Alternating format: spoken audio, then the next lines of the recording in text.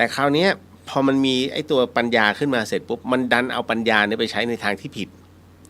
คือพ่อแม่ครูบาอาจารย์เนี่ยท่านสอนวิธีการในเรื่องของการปลุกเสกนะฮะในเรื่องของการทำเรื่องราวต่างๆเนี่ยมนตราต่างๆเนี่ยที่มันเกิดขึ้นจริงๆแล้วถ้าท่านถอดออกมานะฮะบทต่างๆเนี่ยเป็นบทสรรเสริญพระพุทธเจ้าแบบสั้นๆกระทัดรัดทั้งนั้นเลยนะฮะ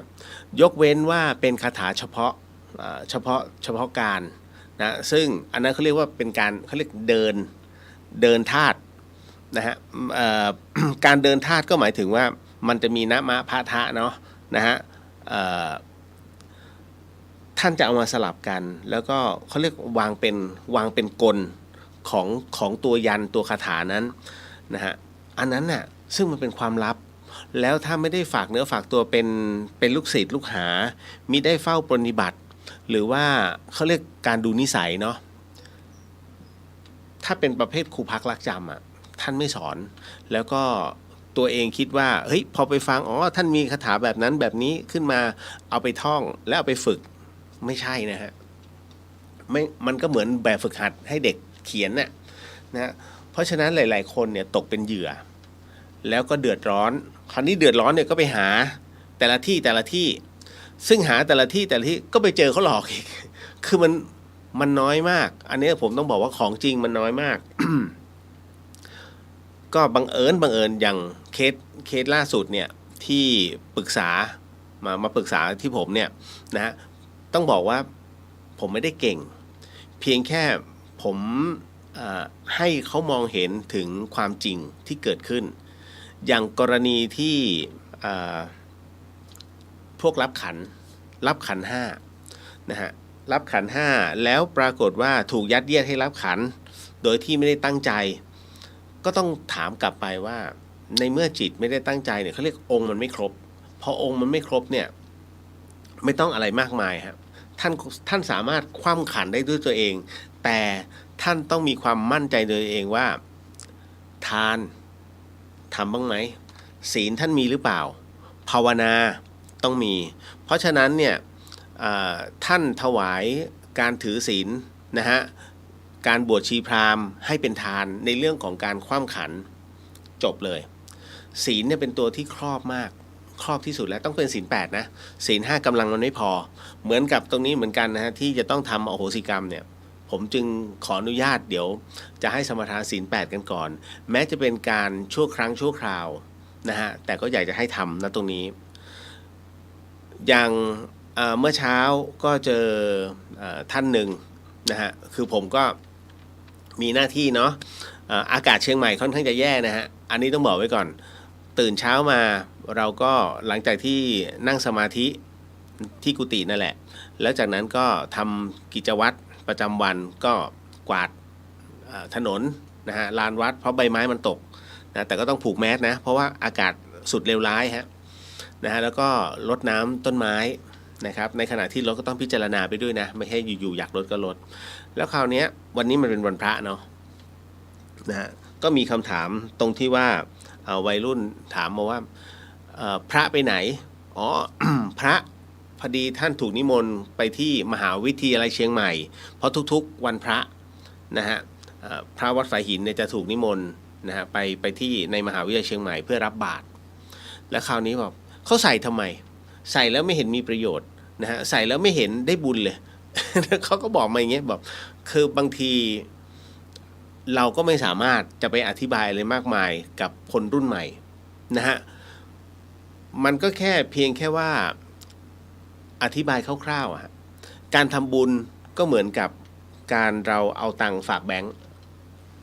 นะฮะชาติหน้ามีไม่มีไม่รู้มีไม่มีไม่รู้นะฮะเพราะมันเหนือการพิสูจน์ถูกไหมมันก็เหมือนกับผมก็ให้โจทย์เข้าไปมันก็เหมือนกับว่าพรุ่งนี้น้องอยากจะทำอะไรน้องคิดไว้หรือเปล่านั่นแหละเขาก็บอกเลยพรุ่งนี้ผมมีไปช้อปปิ้งกับแฟนที่ตรงนั้นตรงนี้แล้วถ้าสมมุติว่าวันพรุ่งนี้น้องไม่สามารถจะไปได้น้องคิดว่าน้องจะทำไงต่อไปผมก็จะมีแผนนี้แล้วถ้าสมมุติว่าวันพรุ่งนี้สำหรับน้องมันไม่มีน้องจะทำไงต่อไป เขาก็เริ่มนิ่งๆนะฮะผมถึงบอกว่าบุญเนี่ยแค่ทำแล้วเราสบายใจมันจบแต่ที่บอกว่ามันเป็นกุศลมันเป็นธนาคารก็เพราะว่าเราไม่รู้หรอกว่าในภายภาคหน้าเป็นแบบไหนแต่เรายินดีพอใจจบแล้วหลังจากนั้นเสร็จปุ๊บถ้าเราต้องมีชีวิตอยู่ในระยะสั้นอย่างน้อยถ้ามันมีจริงล่ะในโลกหน้าถูกไหมฮะเราก็ยังมีของตุนเอาไว้มันคือบุญนั่นแหละแล้วไปที่ในสุขติเนาะเพราะเรามีตรงเนี้ยเรามีตัวจิตที่มันเป็นกุศลนั่นเองก็เลยอธิบายไปนะตรงนั้นอันนี้ก็คือไม่มีการแอนตี้นะเขาก็ยอมรับในเพราะว่ามันมีโจทย์ที่ต้องให้เขาคิดว่าถ้าสำหรับเขาไม่มีพวกเนี้ยและยิ่งช่วงสงครามด้วย นะฮะผมก็วุ่นกับกุฏินั่นแหละนะฮะก็เลยเป็นที่มาที่ไปสำหรับด่านแรกที่จะเข้ามาสู่วัดฝาหินไม่ผ่าน เขาไม่ผ่านผม นะฮะแต่จริงๆมันไม่มีอะไรหรอกก็คือเป็นการพูดคุยโต้ตอบในเรื่องของการงานบุญแค่นั้นเองซึ่งปัจจุบันเนี่ยพระศาสนามันเสื่อมไปเยอะที่เสื่อมเพราะคนพระธรรมพระวินัยยังอยู่ดีพระพุทธเจ้าท่านไม่เคยโกหกนะฮะดังนั้นเนี่ยสิ่งที่ผมบอกไปมันเป็นเรื่องจริงที่เกิดขึ้นแม้วันนี้หลายๆท่านอาจจะท้อถอยนะฮะแต่ก็หลายๆอย่างฮะนะมันแล้วแต่ท่านจะอยากจะทำอะไรที่มันสบายใจได้หมดเพราะบุญเนี่ยมันไม่จำเป็นจะต้องมาต้องถวายปัจจัยมันกลายเป็นค่านิยมไปแล้วนะฮะพอบอกทำบุญปุ๊บต้องเสียเงินไม่ใช่นี่คือสิ่งที่พอมันรู้ไม่จริงแล้วมันถูกปฏิบัติกันมานะฮะปฏิบัติเรื่อยๆมาเนี่ยฮะมันก็เลยทำให้เกิดกรณีแบบเนี้ยนะมันเหมือนกับอะไรเหมือนกับท่านถูกเรียกตรวจใบขับขี่โบกรถจอดแล้วตำรวจขออนุญาตดูใบขับขี่ไม่ได้นะฮะตำรวจผิดนะอันนี้ถือว่าเป็นข้อหาเป็นการลิดรอนสิทธิส่วนบุคคลคือตำรวจต้องแจ้งความก่อนต้องแจ้งว่าขออนุญาตนะครับท่านฝ่าฝืนสัญญาณจราจรขออนุญาตดูใบขับขี่อันเนี้ยท่านต้องให้ดูเพราะไม่งั้นท่านจะผิดแต่อยู่ๆตำรวจบอกว่าขออนุญาตดูใบขับขี่ไม่ได้ฮะอันนี้ตำรวจผิดมันคือมันไม่ผิดกฎหมายแต่มันผิดในเรื่องของการริดรอนสิทธิส่วนบุคคลขั้นพื้นฐานไม่ทราบใช่ไหมอันนี้ก็อันใหม่ก็ต้องบอกไว้ก่อนนะฮะแต่คราวนี้มันก็เหมือนกันนะฮะณตรงเนี้ยเราไม่รู้มันก็ไม่ผิดหรอกในเรื่องของการเป็นคฤหัสถ์ธรรมนะฮะ แต่ก็อยากจะให้น้องๆเด็กๆรุ่นใหม่เขาได้สัมผัสได้รับรู้แต่น่าชื่นใจมากนะครับเพราะว่าอย่างหลานผมบวชเด็กๆแต่ละคนสาธิตปทุมวันเนาะนะฮะเด็กๆแต่ละคนนะสามเณรแต่ละรูปนะฮะฉัน2 มื้อแต่สามเณรหลานฉันมื้อเดียวฮะฉันมื้อเช้าแต่ช่วงบ่ายเนี่ยช่วงเพลเขาต้องเข้าแถวแล้วก็มารับอาหารนะต้องถือบาตรแต่น้องเนรหลานเนี่ยนะฮะน้องเนรพุทธเนี่ยไม่ถือบาตรก็เดินมาแล้วก็ยิ้มแจกยิ้มให้ญาติโยม ถือฉันมื้อเดียวนะฮะก็ชื่นใจฮะเพราะว่าเขามีความตั้งใจสูงแล้วก็ใกล้จะลาสิกขาแล้วไม่กี่วันนี้เพราะเขาบวช15 วันนะฮะอันนี้ก็โมทนาสาธุเป็นบุญของเขานะฮะก็ยินดีนะครับกับหลายๆที่ตอนนี้มีบวชสามเณรภาคฤดูร้อนแล้วก็มีบวชสามเณรีก็โมทนาสาธุเป็นเรื่องที่ดีนะฮะอันนี้ ก็ได้คุยกับอาจารย์ดนัยนะฮะที่ท่านเป็นอาจารย์สอนอยู่ที่ธรรมศาสตร์นะเนาะพุทธเนี่ยในสาขาพุทธศาสตร์ก็ได้พูดคุยกันนะพอได้ท่านก็มีทิ้งท้ายเดี๋ยวเอาไว้เราคุยกันนะครับพี่เรื่องของเรื่องคือท่านผู้อำนวยการพรสวรรค์นะซึ่งเป็นผู้อำนวยการของยุวพุทธิกสมาคมนะฮะก็บังเอิญแนะนำผมให้อาจารย์ดนัยได้รู้จักบอกอันนี้น้องชายของพระอาจารย์ภาสกรนะท่านก็หยุดชะงักตั้งแต่คือป๊อปมากโอ้ทุกคนขอถ่ายรูปกับอาจารย์ดนัยเสร็จปุ๊บพอถึงเสร็จปุ๊บ แกพุ่งตรงมาสวัสดีครับพี่ อ๋อครับอาจารย์นะผมก็เป็นแฟนเป็นแฟนอาจารย์นะนะเราก็เหมือนกันนะเราก็ได้สัมผัสในเรื่องของความตายมาแล้วก็ฟื้นขึ้นมาโอ้ยดีมากเลยครับพี่เดี๋ยวให้ว่างๆเราคุยกันนะครับเดี๋ยวผมขอตัวก่อนนะท่านก็ไปเพราะว่าท่านเอาลูกชายมาด้วย นะฮะน่ารักอาจารย์ดนัยน่ารักนะฮะ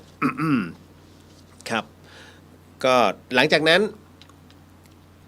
หลังจากกลับจากเขากะโหลกก็มาอยู่ที่วัดท่าสุงนะฮะแล้วก็ได้มีโอกาสผมเป็นผู้ประสบภัยพอดีกับน้ำมันขึ้น6 บาท หงายผึ่งเลยตอนนั้น แต่ก็ไม่เป็นไรก็คือเราเข้าใจสภาวะโลกนะฮะกับคือเข้าใจทั้งสภาวะโลกและสภาวะโลภ ให้ถูกนะฮะกอไก่กับพอสำเภานะสภาวะโลกที่มันอยู่ในสภาวะสงครามนะกับสภาวะโลภของการที่การแปรผันแล้วก็ไม่รู้ว่ามีการกักเก็บหรือเปล่าแต่ถ้าใจเขาใจเราสำหรับประเทศไทยนะใจเขาใจเราไม่ขอ ไม่ขอออกความเห็นนะฮะเพราะเดี๋ยวมันเป็นการกล่าวโทษโดยที่เราไม่มีหลักฐานก็คงจะเป็นเช่นนั้นไม่ได้นะฮะมันเป็นข้อมุสาไม่ได้นะฮะคืออย่างที่บอกศีล 8มันมี2 ประเภทมีแบบกินข้าวเย็นได้กับกินข้าวเย็นไม่ได้นะฮะก็เลยเดี๋ยวไอ้กินข้าวเย็นได้เนี่ยอธิบายไปแล้วเนาะแต่วันนี้เดี๋ยวเราสมทานศีลแบบกินข้าวเย็นไม่ได้ เพราะฉะนั้นที่ใครที่กินข้าวเย็นก็ไม่เป็นไรก็ท่านกินแล้วไงเราเพิ่งจะมาสมทานกันตรงนี้คือพอจิตมันมีกำลังมันก็สบายนะสบายเรานะฮะคือผมไม่ได้จัดรายการ2 สัปดาห์เต็มๆเพราะเดินทางตลอดแล้วก็มันมีภารกิจที่ต้องทำและที่สำคัญคือเราได้เจอพ่อแม่ครูบาจริงๆจุดหมายผมถึงพัทลุงเลยนะแต่พอเจอน้ำมันเนี่ยที่เฮ้ยเดี๋ยวปิดเดี๋ยวหมดจบเลยก็โอ๊ยไม่ไหวแล้ว ก็กูกลับดีกว่า เดี๋ยวกลายเป็นผู้ประสบภัยหนักเลยแล้วเข้าแถวจริงๆโอ้โหยิ่งสุพรรณเนี่ยแล้วเส้นแบบท่านต้องไปเส้นเล็กๆถ้าเส้นแบบเส้นใหญ่ๆโอเคมันมีนะฮะก็เลยเป็นที่มาที่ ไอ้ที่แบบเข้าไปถึงแล้วแบบวันที่เขาขึ้น6 บาทวันแรกเลยนะกำลังไปวัดท่าสุงเวลาผมไปวัดท่าสุงผมจะไปนอนบ้านยายเนียมยายเนียมบ้านป้าเนียมหอพักบ้านป้าเนียมหอพักเวลาท่านไปนะไปที่นี่ราคา600โอ้โหกินกระจาย ตอนเช้าป้าเนียนจะรู้ไงนะฮะแกจะทำกับข้าวไว้นะฮะโอ้โหที่สุดแล้วท่านไม่มีน้ำแข็งใส่กระติกแกมีให้ท่านไม่มีมาแกมีให้ฟรี นะฮะห้องกว้างนะฮะน้ำ3 ขวด นะก็จะบอกว่าผมก็ไปเติมปั๊มพีทีเนาะเติมปั๊มพีทีตอนนั้นไม่รู้อะไรหรอกอันนี้อย่าเพิ่งอะไรนะผมไปเติมปั๊มพีทีแล้วพอเนี้ยคือปั๊มอื่นมันไม่มีจริงๆนะแต่พอปั๊มพีทีมันมีจริงๆแล้วผมเติม91นะฮะทุกปั๊มเกือบทุกปั๊ม91ก็หมด95ก็หมดดีเซลเนี่ยไม่ต้องพูดถึงนะฮะพอเข้าพีทีเสร็จปุ๊บตอนขึ้น6 บาทปั๊มอื่นยังไม่มีนะผมก็เติมเสร็จปุ๊บผมก็เลยถามน้องตกลงดีเซลมีไหมมีสิพี่เนี่ยหนูก็แปลกใจเอาแบบภาษาสุพรรณเนาะหนูก็แปลกใจเนี่ยว่าพอน้ำมันขึ้นเนี่ยดูสิเนี่ยน้ำมันดีเซลหนูเหลือบาทเลย แล้วผมก็ขับออกหามัน ผมเป็นคนสุพรรณเพราะฉะนั้นสำเนียงผมมาได้ นะฮะผมคนทุกที่ดีกว่า นะฮะมันมีอะไรมากมายนะฮะอย่าเอาไปเป็นประเด็นทะเลาะกันไม่ใช่นะฮะอันนี้เล่าให้ฟังว่ามันเกิดอะไรขึ้นนะครับระหว่างทางมันมีอะไรสนุกเยอะนะครับอย่าไปเครียดเพราะมันเป็นทั่วโลกท่านต้องเข้าใจมันเป็นทั่วโลกคราวนี้ท่านก็ต้องเตรียมรับมือนะฮะอย่างที่ผมเคยเตือนตั้งแต่ปีที่แล้วว่าเงินสดเก็บเอาไว้ให้ดีเพราะ เมื่อใดก็ตามที่ระบบบางสิ่งมันล่มมันต้องกลับมาใช้อนาล็อกท่านเข้าใจนะมือถือเนี่ยตึกระบบสมมุตินะมันล่มท่านจะทำไงนะฮะติดต่อกันไม่ได้เลยสุดท้ายก็ต้องกลับมาเป็นวอลนะอารมณ์อย่างนี้เลยนะฮะอันนี้ให้ระมัดระวังเพราะว่ามันก็เกิดจากแค่คนสองคนนะฮะไปสู้กับหนึ่งคนมันก็เลยเป็นอย่างนี้ อันนี้กำลังออกแขกอยู่เพราะเดี๋ยวพอไปยาวแล้วนะมันจะรวดเดียวทีเดียวนะอโหสิกรรม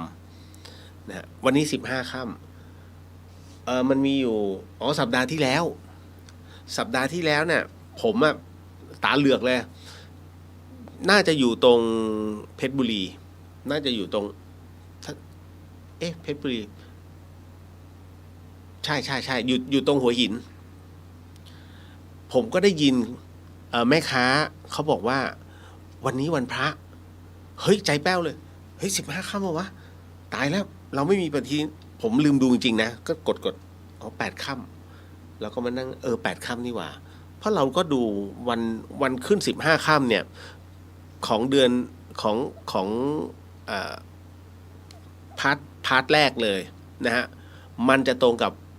วันพระราชสมภพขององค์สมเด็จพระเทพพรัตน์จำได้นะฮะเรื่องราวของพูดถึงขออนุญาตพูดถึงสมเด็จพระเทพนิดนึงนะฮะท่านน่ารักมาก คือทั้งชีวิตเนี่ยผมเจอพระเทพอยู่4 รอบแต่2 รอบแรกเนี่ยประทับใจสุดๆเพราะว่าผมเป็นลูกเสือใช้คำว่าเป็นลูกเสือกองร้อยพิเศษสมัยก่อนเลยจะเก่งมากเรื่องบู๊เรื่องเงื่อนนะฮะ แล้วคราวนี้ได้มีโอกาสไปที่วันลูกเสือที่สนามสุขพัชราไสยแล้วอารมณ์ไม่ใช่ครั้งแรกเจอท่านเนี่ยตอนผมอยู่ม.4 แล้วก็ไปเจออีกทีตอนม.6 นั่นคือ2 ครั้งตอนม.4 เนี่ยตอนนั้นเป็นงานเป็นงานของเป็นงานถวายความอาลัยกับพระนางลำไพแต่พระนางลำไพพณีแล้วในหลวงรัชกาลที่9ท่านเสด็จพระราชดำเนินมาพร้อมสมเด็จพระเทพมาด้วยกัน2 พระองค์ผมไปถวายความอาลัยเรียบร้อยแล้วก็ลงมากับเพื่อน2 คนอื่นเนี่ยเขาลงทางปกติแต่ผมลงอีกทางนึงซึ่งประตูมันแง้มอยู่แล้วก็มันไม่มีคนไงผมก็ดึงเอารองเท้านะเอามาใส่อีกข้างหนึ่งมันโล่งจริงๆแล้วก็ใส่ตอนนั้นยังเด็กๆเนี่ยก็ใส่เสร็จปุ๊บเราก็แปลกๆทำไมคนเขาอยู่กันตรงนั้นแล้วเราอยู่กัน2 คนกับเพื่อน เพื่อนผมชื่อพฤกษ์ผมก็ใส่รองเท้าเสร็จปุ๊บพอเงยหน้าขึ้นมาผมช็อกในหลวง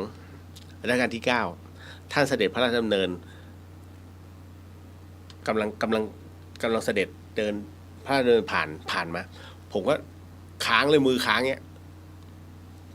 แล้วตามมาด้วยสมเด็จพระเทพซึ่งห่างกันประมาณสัก5-9ถ้าจำไม่ผิดประมาณนี้ผมก็บอกไอ้พึกมึงกับกู2 คนหัวขาดแล้วในหลวง และสมเด็จพระเทพท่านก็มองแล้วท่านก็พระสวดนิดนึงในหลวงท่านก็ยิ้มนะ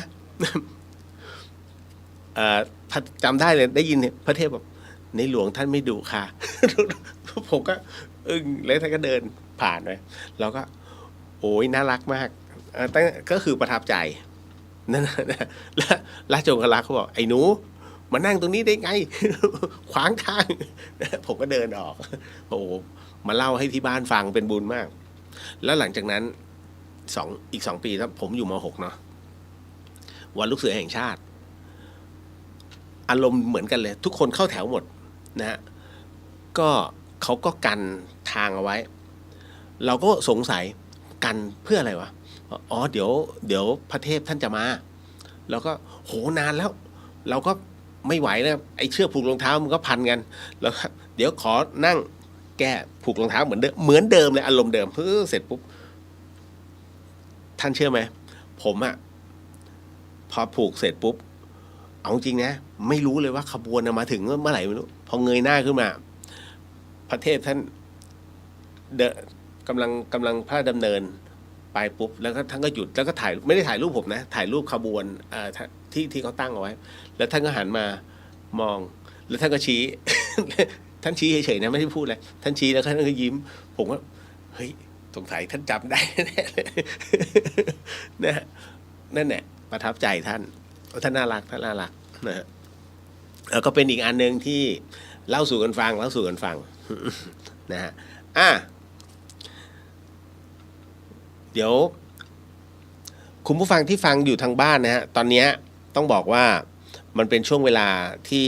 ท่านกำลังฟังอยู่ในขณะที่ผมกำลังอัดบันทึกเสียงนะครับรายการเดอะเฮียนอยู่ในช่วงต่อประมาณทุ่มจะครึ่งแล้วก็คงจะได้เวลาเดี๋ยวขอเวลา3 นาทีเรียกแขกก่อน นะฮะเพราะตอนนี้ออกอากาศผ่านช่องสถานีของวัดไฟหินด้วยเนาะนะครับ โอ้ไม่ได้จัดรายการนานมากคุณภาพอากาศเชียงใหม่ไม่ต้องถามนะฮะมันสีม่วงนะครับยิ่งน้องผมที่อยู่ปลายตอนนี้แย่มากน้องเขาบอกโอ้โหพี่มันเผากันกระจายเลยแล้วก็ไม่มีการทำฝนหลวงเลยเดี๋ยวก่อนนะฮะผมต้องบอกอันนี้ไม่ได้ออกตัวแทนกรมฝนหลวงนะคุณผู้ฟังครับทุกท่านฮะการทำฝนหลวงต้องมีเมฆที่เอื้ออำนวยในการทำฝนด้วยนะฮะการที่จะให้นักบินเนี่ยบินขึ้นไปนะเพื่อที่จะโปรยสารต่างๆนะก็คือเอาน้ำแข็งแห้งนะฮะกับเกลือเนี่ยนะฮะคือเขาจะดูว่ากลุ่มเมฆตรงไหนนะฮะที่มันพร้อมที่มันจะก่อแล้วกลั่นตัวนะคืออุ้มกับสารเคมีนั้นนะเพื่อ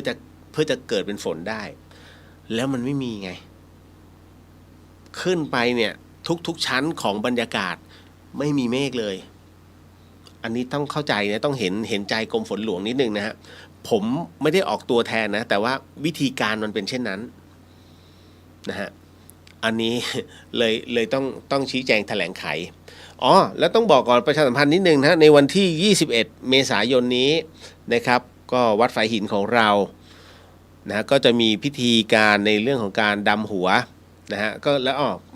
เรียกส่งน้ำพระธาตุแล้วก็ส่งน้ำรูปปั้นครูบาพระอภัยสารทสังฆปาโมกข์เป็นประจำทุกปีนะครับณวัดฝายหินอันนี้ก็เห็นใจนะครับคือท่านเป็นสังฆราชารูปแรกของล้านนาแล้วก็ที่สำคัญคืออันนี้ที่บอกว่าเห็นใจเพราะว่าช่วงน้ำมันราคามันขึ้นนะฮะการเดินทางมันก็ไม่สะดวกเอาเป็นว่าก็สาธุจบกันไปนะฮะตามออนไลน์แล้วก็เดี๋ยวทางวัดก็คงจะทำการถ่ายทอดนะฮะให้คุณผู้ฟังนะแล้วก็คุณผู้ชมทุกท่านเนี่ยได้ร่วมสักการะอยู่ที่บ้านนั่นแหละนะเพราะว่าต้องบอกจริงๆว่าเห็นใจนะแล้วก็อย่างวันนี้พระท่านก็ไปบิณฑบาตสิ่งของมาอย่างว่านะฮะก็คืออะไรที่ท่านเอาให้เหล่าชาวบ้านนะฮะหรือว่าผู้ที่เขาไม่มีเนี่ยท่านก็จะแจกจ่ายส่วนพระเนนก็เอาตามอัตภาพคือมันต้องทยอยน้ำพึ่งเรือเสือพึ่งป่าด้วยสถานการณ์แบบนี้ให้ท่านย้อนกลับไปโควิดกับตู้ปันสุกนะฮะอารมณ์นั้นแต่สาหัสกว่านั้นเพราะว่าให้ท่านทราบเลยหลังจากที่สงครามจบลงน้ำมันยังคงอยู่นะฮะเพราะว่าโรงกลั่นนะมันเสียหายเยอะแล้วที่สำคัญคือมันยังต้องรอไปอีกระยะใหญ่ๆดีไม่ดีสิ้นปีด้วยซ้ำอันเนี้ยแค่คาดการเอาไว้นะฮะแล้วของมันจะราคาพุ่งขึ้นนะฮะดังนั้นเนี่ยก็ขอให้ทุกท่านทำใจนิดนึงเตรียมตัวไว้หน่อยใช้ทุกอย่างประหยัดนะฮะโดยเฉพาะแนะนำให้ทำอาหารแห้งไว้ฮะ ตากแดดไว้เลยฮะเนื้อแดดเดียวหมูแดดเดียวไก่แดดเดียวนะฮะเนื้อปลานะฮะอะไรที่ทำสำเร็จไว้นะฟีดเอาไว้ทำไว้นะเพราะราคามันจะขึ้นเอาว่าท่านประทังได้ให้ได้6-7 เดือนอ่ะ นะอันนี้บอกไว้ก่อนเลยเนาะก็ได้เวลาแล้วนะครับอันนี้ไม่รอแล้วนะฮะทำกันเลยเพราะว่าคงจะใช้เวลาพอสมควรนะฮะกับในเรื่องของการทำอโหสิกรรมถ้าพร้อมแล้วเดี๋ยวขออนุญาตขออภัยยังไม่ได้ทักทายเดี๋ยวขอทักทายพี่ๆหลายๆท่านนะฮะคุณกนิกาสวัสดีค่ะนะฮะพี่สุสวัสดีค่ะน้องเรียวสวัสดีครับพี่เสียดายไม่ได้ไปหาพี่เขาที่ตรังนะฮะคือแมทไหว้ครูบาอาจารย์ปีนี้ยกเลิกเลยเพราะว่ามันน้ำมันไม่ไหวฮะน้ำมันแพงมากดีเซลอะฮะไหวไหมล่ะ นะฮะพี่สุวรรณยาสวัสดีค่ะนะสวัสดีครับพี่นะฮะตามมาด้วยคุณณัฐสิทธิ์สวัสดีครับพี่เลียวสวัสดีครับคุณพรขโมยสวัสดีครับคุณเลียวสวัสดีครับผมพี่อุบลวานสวัสดีครับคุณเลียวสาธุครับนะฮะพี่อุบลวันเมื่อวานก็มาร่วมบุญนะฮะให้กับวัดฝายหิน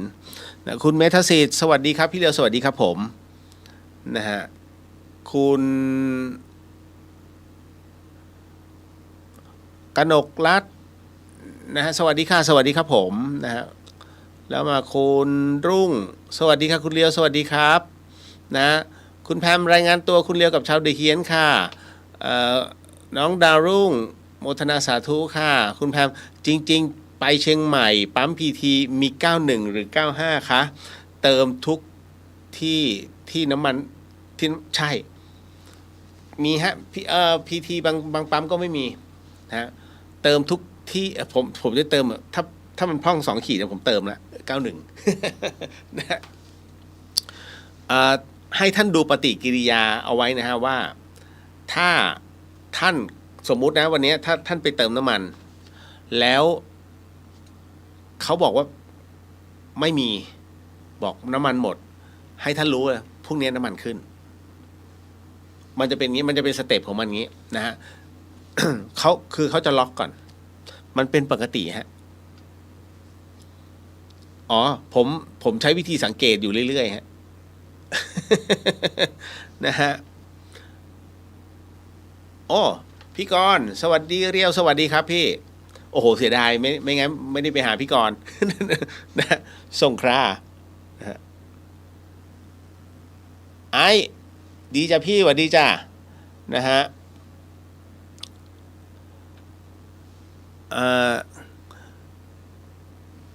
วันที่10 กันยา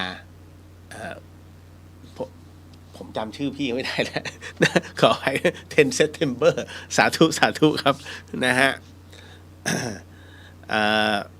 พี่เฉลิมศรีสวัสดีค่ะสวัสดีครับผม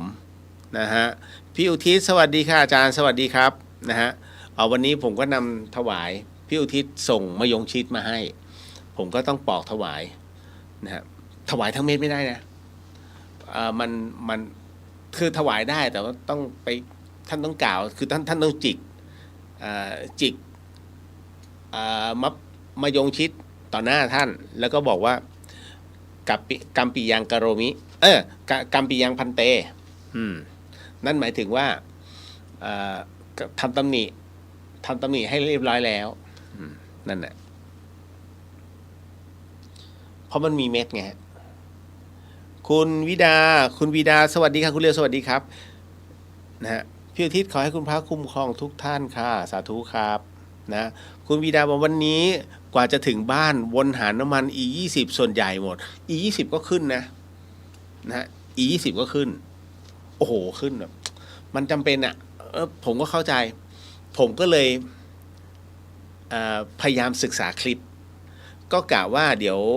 กลางเดือนนี้ต้องไปชัยภูมิพอดีไปเจอคลิปหนึ่งที่ชัยบาดาลของผู้ใหญ่อะไรสักอย่างนะ แ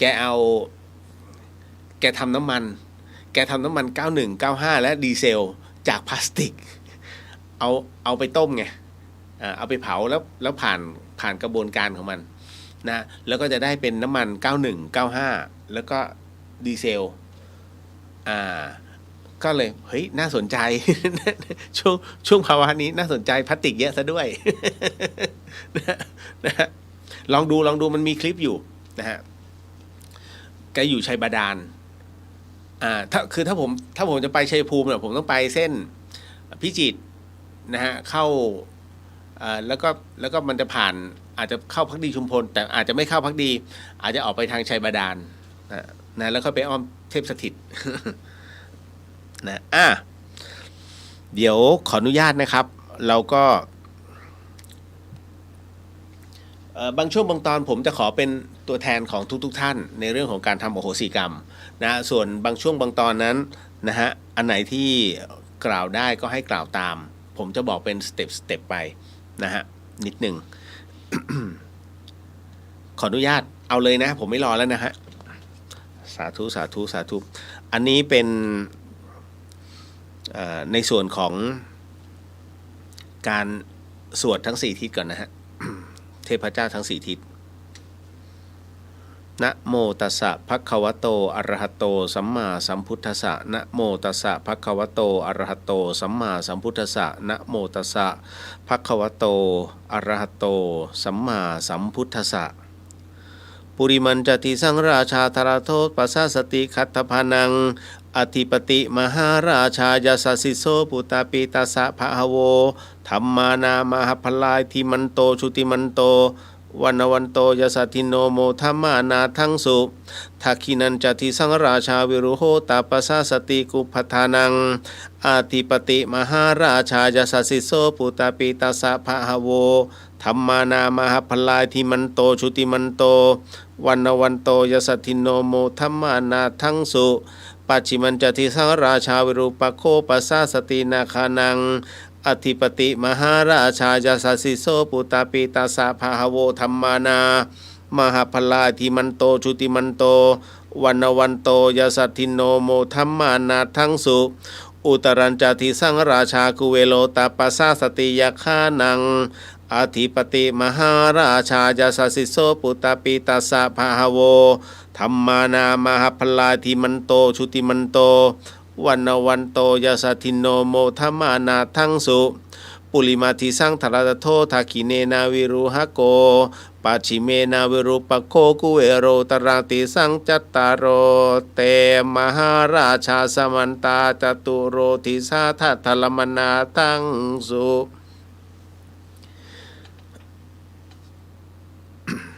ต่อไปเป็นการบูชาพระรัตนตรัยนะฮะก็ถ้าสวดได้ก็สวดตามนะฮะโยโสภะคะวาอะระหังสัมมาสัมพุทโธสวากขาโตเยนะภะคะวตาธัมโมสุปฏิปันโนยาสาภะคะวะโตสาวกสังโฆ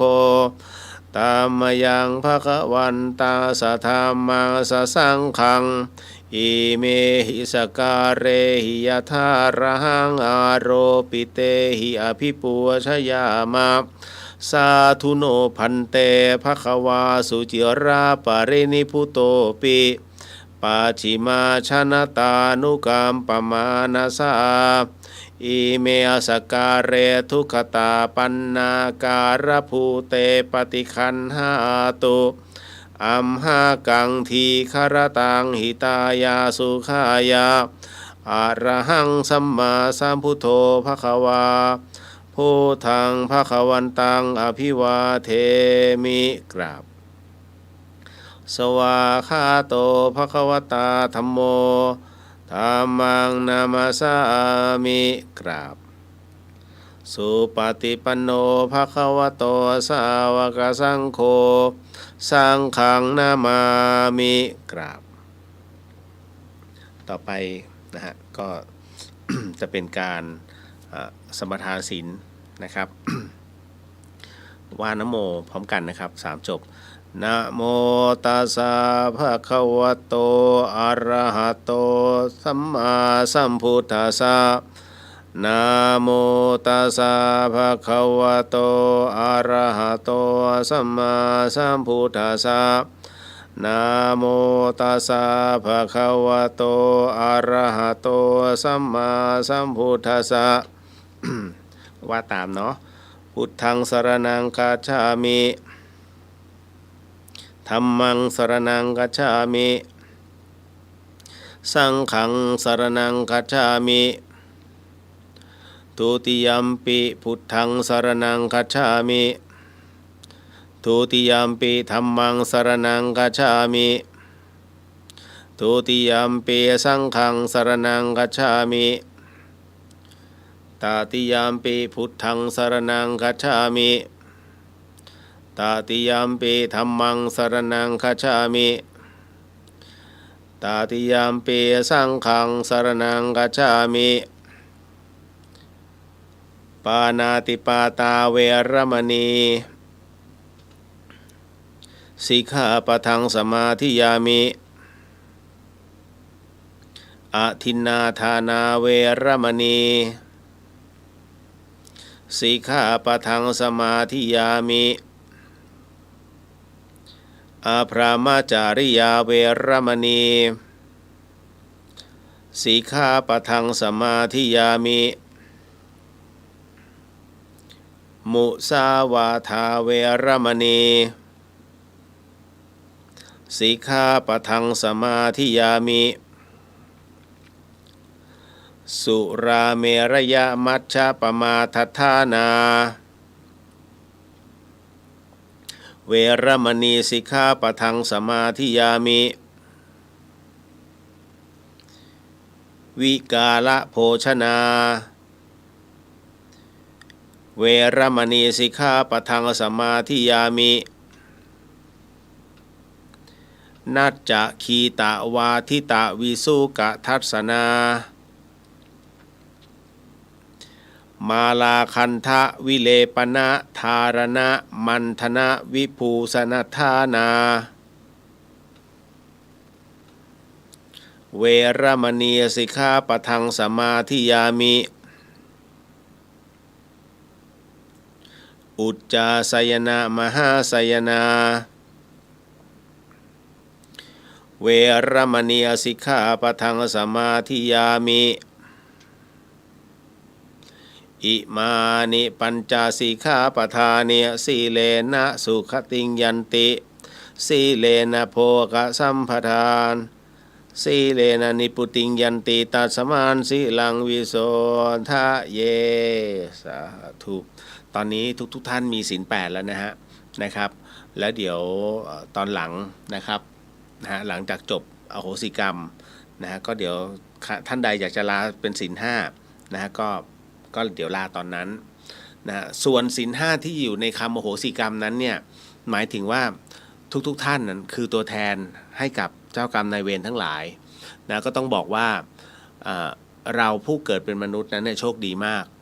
ด้วยในอีกหนึ่งภพภูมิไม่สามารถที่จะทำบุญไม่สามารถที่จะเอื้อนเอ่ย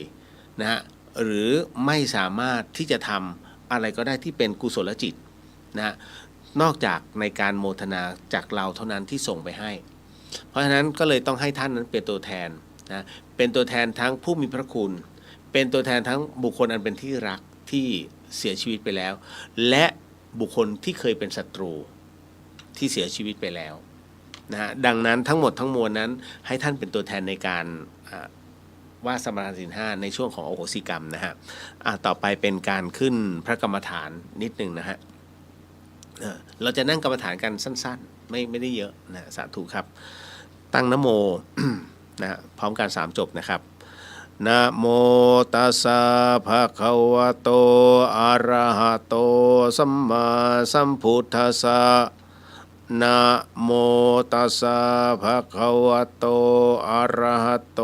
สัมมาสัมพุทธัสสะนะโมตัสสะภะคะวะโตอะระหะโตสัมมาสัมพุทธัสสะว่าตามเนาะอิมาหังภควา อัตตภาวังตุมหากังปริจัชชามิข้าแต่สมเด็จพระผู้มีพระภาคเจ้าผู้เจริญข้าพระพุทธเจ้าทั้งหลายขอมอบกายถวายชีวิตแด่องค์สมเด็จพระสัมมาสัมพุทธเจ้าข้าพระพุทธเจ้าทั้งหลายขออาราธนาบารมีพระพุทธเจ้าทุกๆพระองค์พระปัจเจกพุทธเจ้าทุกๆพระองค์พระธรรมและพระอริยสงฆ์ทั้งหลายครูบาอาจารย์ทั้งหลายสืบกันมาขอได้โปรดยกจิตของข้าพเจ้าขึ้นสู่ภาวะพระกรรมฐานทั้ง40ทัศน์พระปิติทั้ง5และวิปัสสนาญาณทั้ง9ขอพระกรรมฐานทั้ง40ทัศน์พระปิติทั้ง5และวิปัสสนาญาณทั้ง9จงมาบังเกิดปรากฏในกายทวารในวจีทวารในมโนทวารของข้าพระพุทธเจ้าณกาลบัดเดี๋ยวนี้เถิดขอได้โปรดยกจิตของข้าพเจ้าขึ้นสู่ภาวะแห่งเมฆจิตสามารถกำหนดจิตรู้ภาวะการต่างๆทั้งเหตุผลอดีตอนาคตและปัจจุบันได้ทุกขณะจิตที่ปรารถนาจะรู้เมื่อรู้แล้วขอให้เห็นภาพนั้นได้ชัดเจนแจ่มใสและพยากรณ์ได้ตามความเป็นจริงทุกประการเหตุใดที่จะพึงบังเกิดแก่ข้าพเจ้าขอให้ข้าพเจ้าได้รู้เหตุนั้นได้โดยไม่ต้องกำหนดจิตแม้แต่ประการใดณกาลบัดเดี๋ยวนี้เถิดต่อไป นะฮะก็เข้าสู่ในช่วงของกรรมฐานนะฮะว่าด้วยบทกรรมฐานนิดนึงเนาะสาธุครับว่าตามอิมังวิปัสสนากรรมฐานังปูเชมิทุติยัมปิ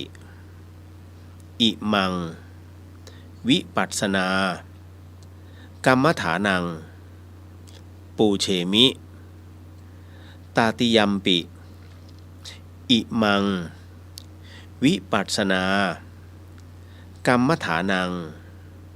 ปูเชมิสาธุสาธุต่อไปก็เป็น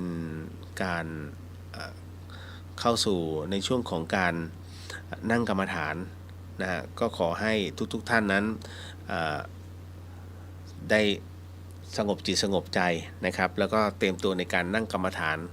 เอาที่เราสามารถไม่ทรมานกับร่างกายนะฮะการนั่งกรรมฐานนั้นก็คือนั่งอย่างไรก็ได้นะฮะนั่งขัดสมาธิหรือจะนั่ง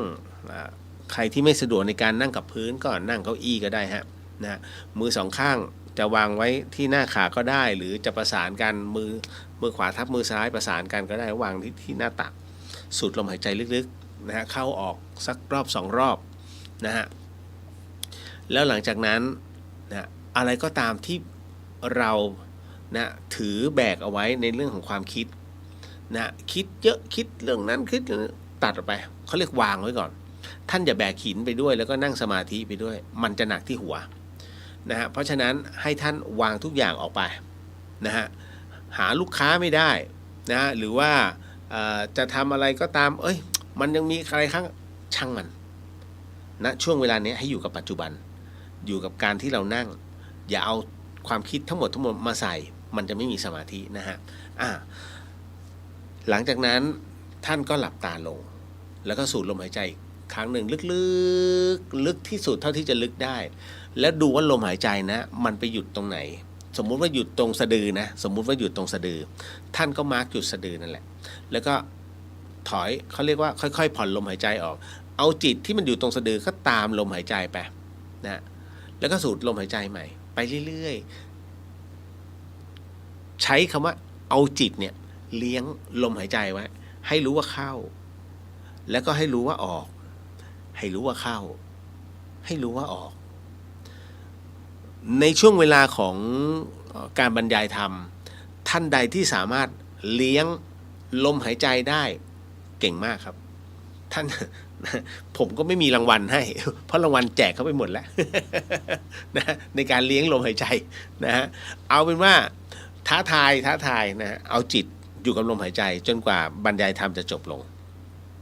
นะฮะเนื่องจากว่าตรงนี้เป็นสถานีวิทยุนะฮะเป็นสถานีพระพุทธศาสนาผมไม่สามารถจะปล่อยให้ช่วงเวลาตรงนี้นั้นนะฮะได้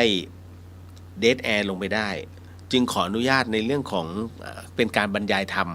สั้นๆนะในขณะที่ทุกท่านนั้นได้กำลังนั่งสมาธิอยู่กำลังทำสมาธินะก็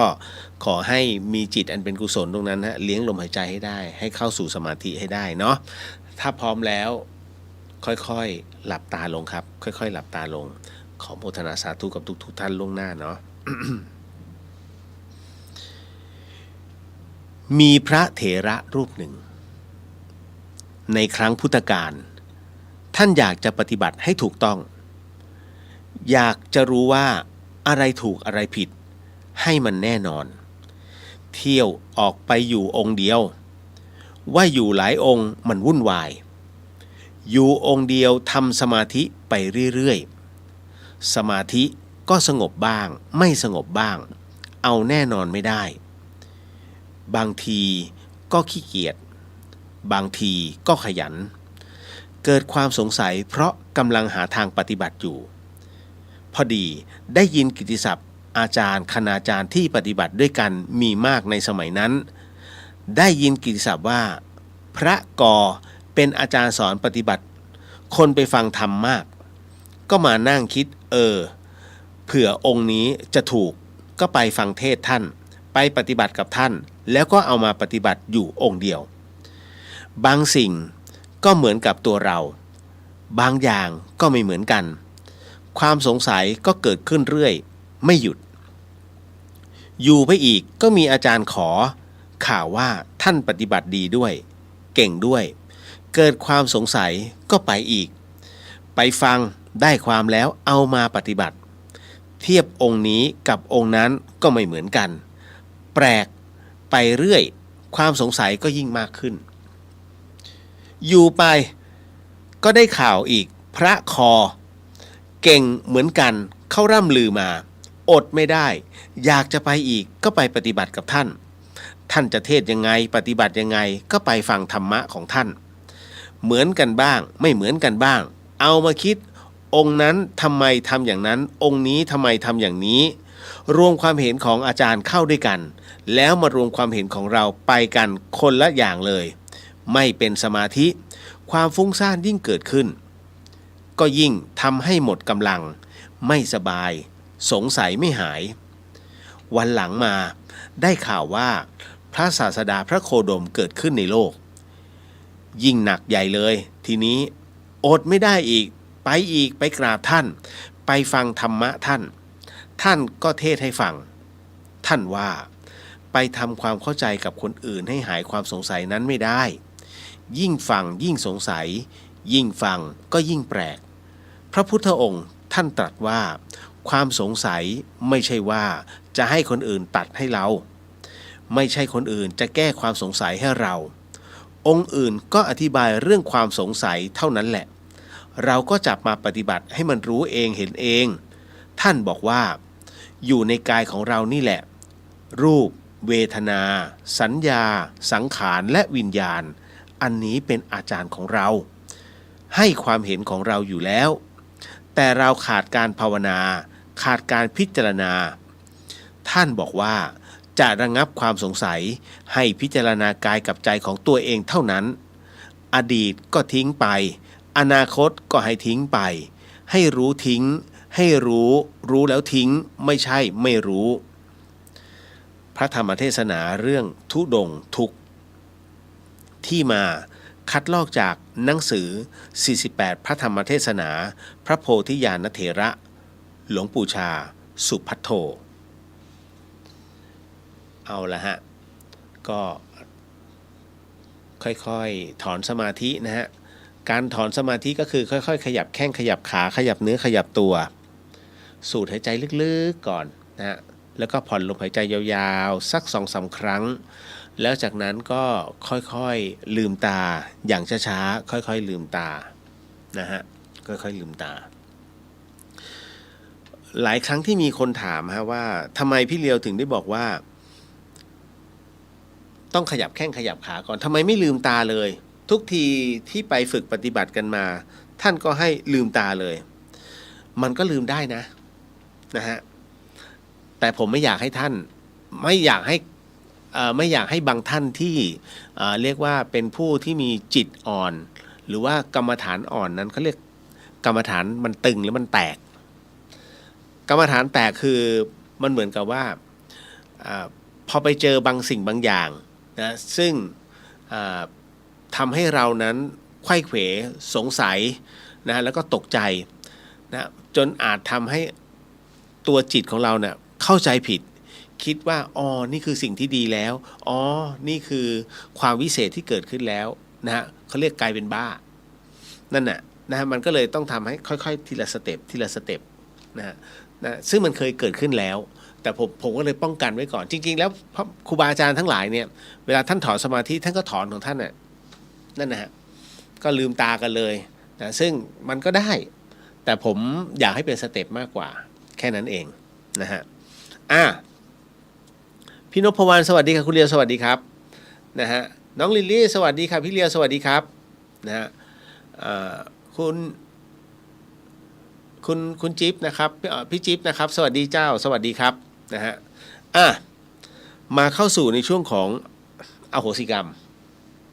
นะไม่พูดพร่ำทำเพลง นะฮะ บางท่านอยากจะเข้าห้องน้ำนะฮะก็เข้าได้นะตอนนี้ 19:58 นะฮะผมให้เวลา5 นาทีเนาะให้ไปเข้าห้องน้ำห้องท่าให้เรียบร้อยก่อนคือเวลาแปลกนะฮะเดี๋ยวนี้หลายๆท่านหาพื้นที่ในการฝึกปฏิบัติสมาธิเนี่ยหรือว่าข้อธรรมท่านไปฝึกกับคฤหัสถ์ผมก็งงๆนะไม่ใช่ไม่ดีนะคืออย่างนี้ฮะพระก็ได้คฤหัสถ์เขาก็มีคฤหัสถ์ธรรมนะฮะก็มีก็หลายท่านที่เป็นคฤหัสถ์ธรรมที่มีชื่อเสียงแต่ผมก็งงยังคงงงสงสัยนะฮะไม่ใช่ไม่ดีแต่เพียงแต่ว่าแค่สงสัยนะหรือพระที่นู่นไม่ดีท่านอย่าเอาข่าวมาตัดสินคนนะอย่างล่าสุดที่มีข่าวที่ลำพูนใช่ไหมอุโมงค์นะมันเป็นเรื่องของท่านแต่ตรงนี้ต้องเนี่ยอย่างพระครูอนันต์วัดดอนจันทร์โมทนาสาธุฮะท่านได้เป็นครูบานะฮะเนี่ยที่รัชฉานแต่งตั้งทำพิธีอย่างยิ่งใหญ่ผมจะบอกนะฮะพวกสำนักข่าวต่างๆเนี่ยบอกว่านี่คือครูบารูปแรกไม่ใช่นะฮะไม่ใช่ครูบารูปแรกเนี่ยก็คือครูบาบุญชุ่มที่ได้รับการแต่งตั้งหลวงพ่ออนันต์ในรูปที่สองจะรูปแรกรูปที่สองไม่สำคัญตรงที่ว่าเนี่ยครูบาของแท้ท่านเข้าใจคำว่าครูบาของแท้ครูบาของแท้เนี่ยต้องได้รับการแต่งตั้งไม่ใช่อยู่อย่างนี้โอ้ครูบาโอ้นั่นครูบานี่ไม่ใช่ไอ้นั่นคือเขาเรียกแต่งตั้งตัวเองเขาเรียกเต้าขึ้นมาเขาถึงได้เรียกครูบาอุกแก๊สนะฮะคืออยากจะแก่เร็วๆอ่ะ เพื่อให้คนยอมรับนับถือมันจึงกลายเป็นอย่างนี้เนี่ยฮะผมก็ดีใจมากที่หลวงพ่ออนันต์เนี่ยได้เป็นแล้วได้เห็นพิธีนะฮะ เนี่ยมันไม่ได้เกิดขึ้นง่ายๆนะฮะที่จะให้ชาวไทยใหญ่นะฮะแล้วก็รวมไปถึงเจ้าที่ตรงนั้นเป็นนี่คือการยอมรับนะในเรื่องของจริยวัตรแล้วหลวงพ่อดองจันเนี่ยท่านครบเลยนะความเมตตาในเรื่องของบารมีนะฮะในเรื่องของความเอื้อเฟื้อเผื่อแผ่นะฮะทั้งปริยัติทั้งในเรื่องมนตราไม่รู้ใช่ไหมใครที่เขาเรียกว่าโดนคุณสงคุณใสไปนั่งท่านไปรดน้ำมนต์สิใช้พระลูกศิษย์รดน้ำมนต์จุ่มนั่นแหละวัดดอนจันทร์ท่านก็ถอนให้คือบางอย่างเนี่ยนะฮะมันก็เป็นอะไรที่มันนอกเหนือที่เราจะเข้าใจได้นะแต่เนี่ยโอ้โหผมเขียนไปในอีจันเลยนะว่าสมควรแล้วครับบอกยินดีและสมควรอย่างยิ่งที่ท่านได้รับตำแหน่งนี้ไม่ใช่ใครจะรับง่ายๆนะได้ง่ายๆไม่ใช่ฮะนะ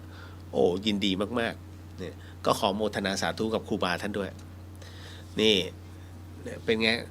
ตอนนี้คนสารพีเฮกันใหญ่เลย ยินดีฮะยินดีมันชื่นใจ นะคือการปฏิบัติธรรมเนี่ยนะฮะก็ต้องบอกว่าธรรมะของพระพุทธเจ้าเนี่ยเหมือนกันหมดจะคารวะธรรมหรือจะเป็นพระภิกษุนะฮะศึกษาเหมือนกันหมด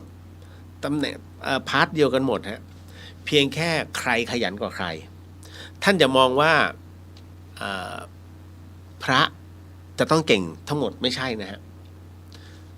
ที่อกหักรักคุดนะผิดหวังไม่มีที่ไปมาบวชก็มี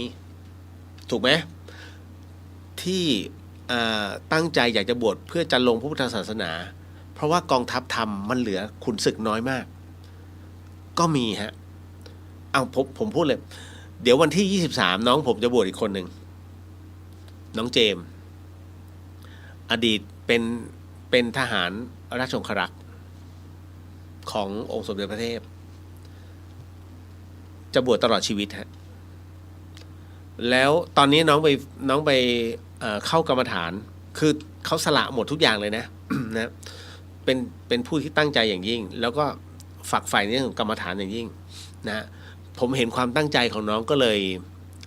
ขอเป็นธุระในการจัดการทั้งหมดท่านใดที่อยากจะร่วมบุญเดี๋ยวผมจะบอกอีกทีแล้วก็อาจจะต้องจำกัดวงนิดนึงนะคือโอนให้เขาเลยเพื่อที่เขาจะได้เอาไว้สำหรับเป็นค่าพระอุปชานะพระคู่สวดนะพระอันดับไม่ได้เยอะเพียงแค่เราแค่ร่วมบุญกับพระใหม่แค่นั้นแหละคน50 บาท20 บาทแล้วแต่เดี๋ยวแต่อันนี้ผมเต้าขึ้นมาเองนะเดี๋ยวผมต้องถามน้องเขาก่อนเพราะว่าตอนนี้น้องเขาสละทุกอย่างอันนี้เป็นผมมองเลยว่าน้องเขาจะเป็นขุนพลที่ดีคนหนึ่งนะของกองทัพธรรมก็เลยส่งเสริมนะฮะส่วนเจ้าภาพหลักมีแล้ว ไม่สามารถจะมาแทรกไม่สามารถจะแทรกได้เลยครับ แต่เป็นเจ้าภาพร่วมได้หรือเปล่าได้นะฮะก็ยังขาดพวกย่ามบาทพวกรองเท้าแตะเดี๋ยวต้องถามเขาอีกนะฮะคือถ้าเขาไม่ใช่คนดีผมว่าเป็นอะไรที่ต้องคัดกรองคนก่อนโอ้โหไม่ได้เข้ามาแล้วเรายิ่งขาโหดอยู่ผมซัดก่อนเลยนะถ้ารูปใดที่บวชมาแล้วไม่ประพฤติปฏิบัตินะก็มีไงผมถึงได้บอกว่าท่านต้องดูดีๆคารวะธรรมเนี่ยที่สอนธรรมะก็มีนะส่วนผมเองเนี่ยไม่ได้เก่งแต่ว่ากำลังคิดว่าอยากจะเปิดคอร์สเตรียมตัวตายที่เชียงใหม่มันเป็นการอบรมนะฮะก็คือเป็นการเขาเรียกเป็นการเวิร์กช็อปแล้วก็มีการสวดมนต์มีการนั่งสมาธิแต่ขอให้อากาศมันดีก่อนให้สถานการณ์มันดีก่อนคิดเอาไว้แต่พอแล้วก็ถ้าเป็นไปได้อาจจะเป็นยังไม่รู้นะตอนแรกก็คิดว่าจะเป็นเดือน2 เดือนเนี่ยแต่คิดว่าเอาปลายปีนะฮะ ให้อากาศมันดีก่อนนะเพราะมันอากาศมันดีด้วยแล้วก็บรรยากาศน่าเที่ยวด้วยนะฮะมันต้องทุดงด้วยนะ ให้รับรู้ในเรื่องของความยากลำบาก แต่ส่วนใหญ่แล้วคนที่มามักจะมีโรคต่างๆร้ายแรงถึงเรื่องบอกคอร์สเตรียมตัวตายมันคือการเตรียมใจเตรียมว่าการวางแผนว่าเราจะทำอะไรนะฮะถ้า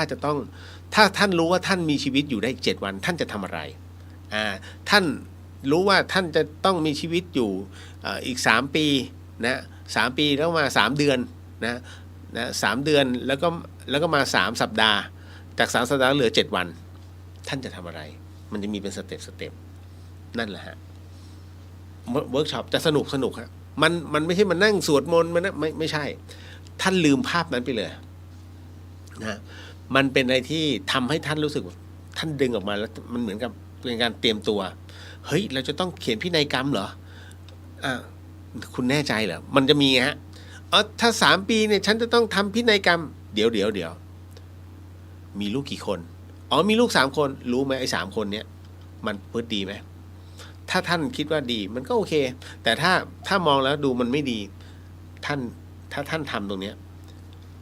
มันจะมีการท่านจะเจอกับเขาเรียกละครชีวิตจริง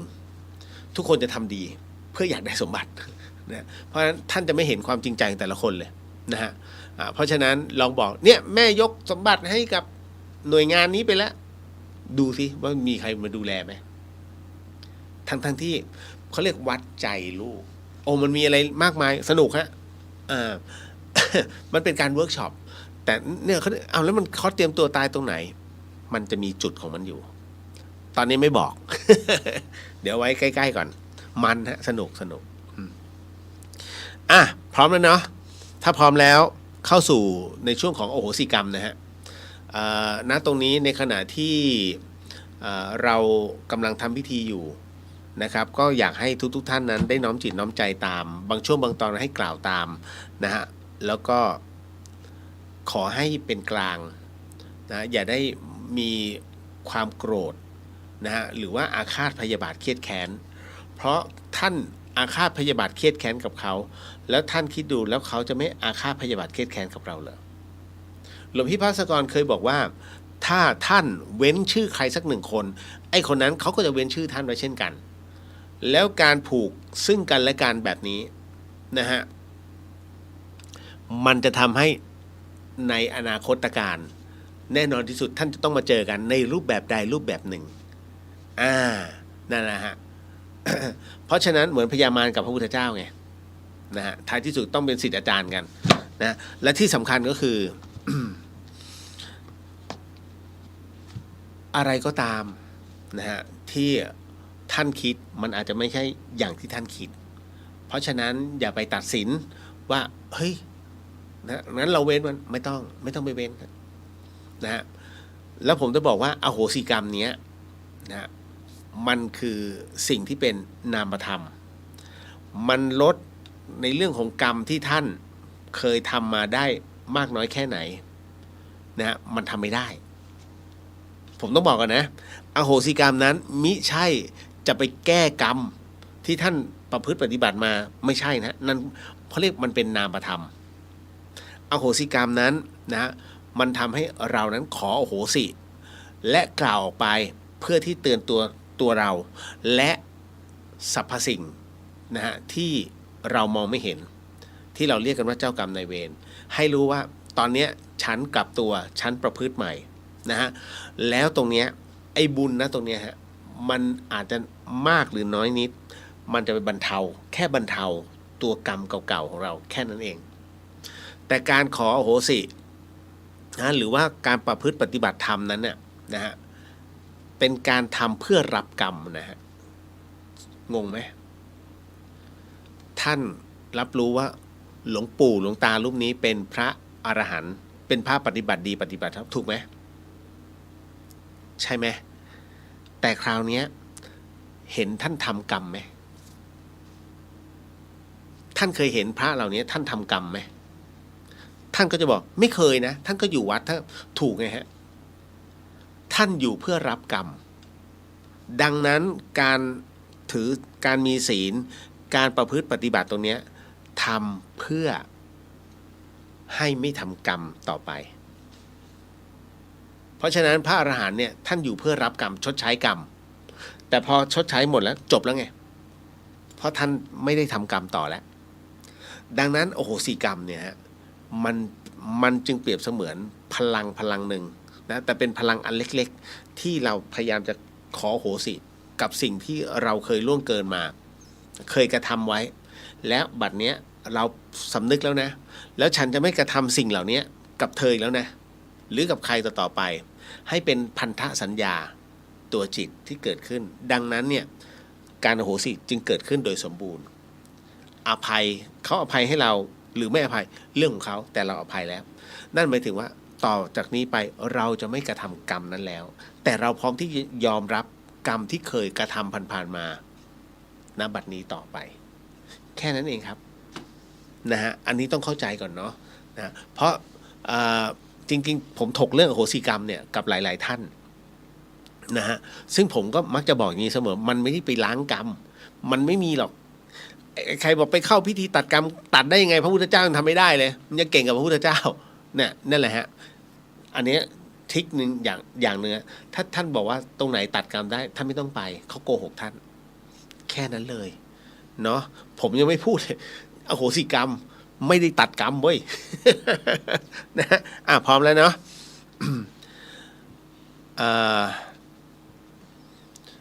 พร้อมนะฮะพนมมือเนอะ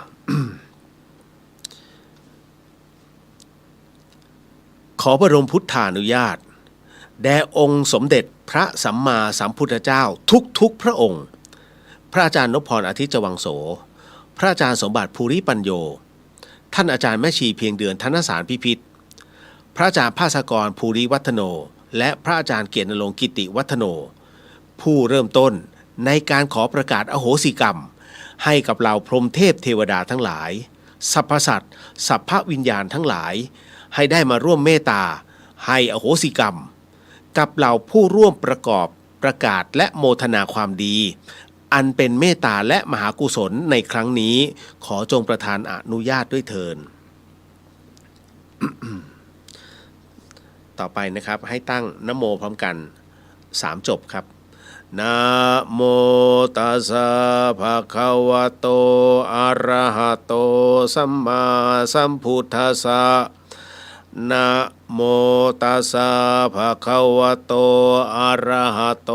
สัมมาสัมพุทธัสสะนะโมตัสสะภะคะวะโตอะระหะโตสัมมาสัมพุทธัสสะ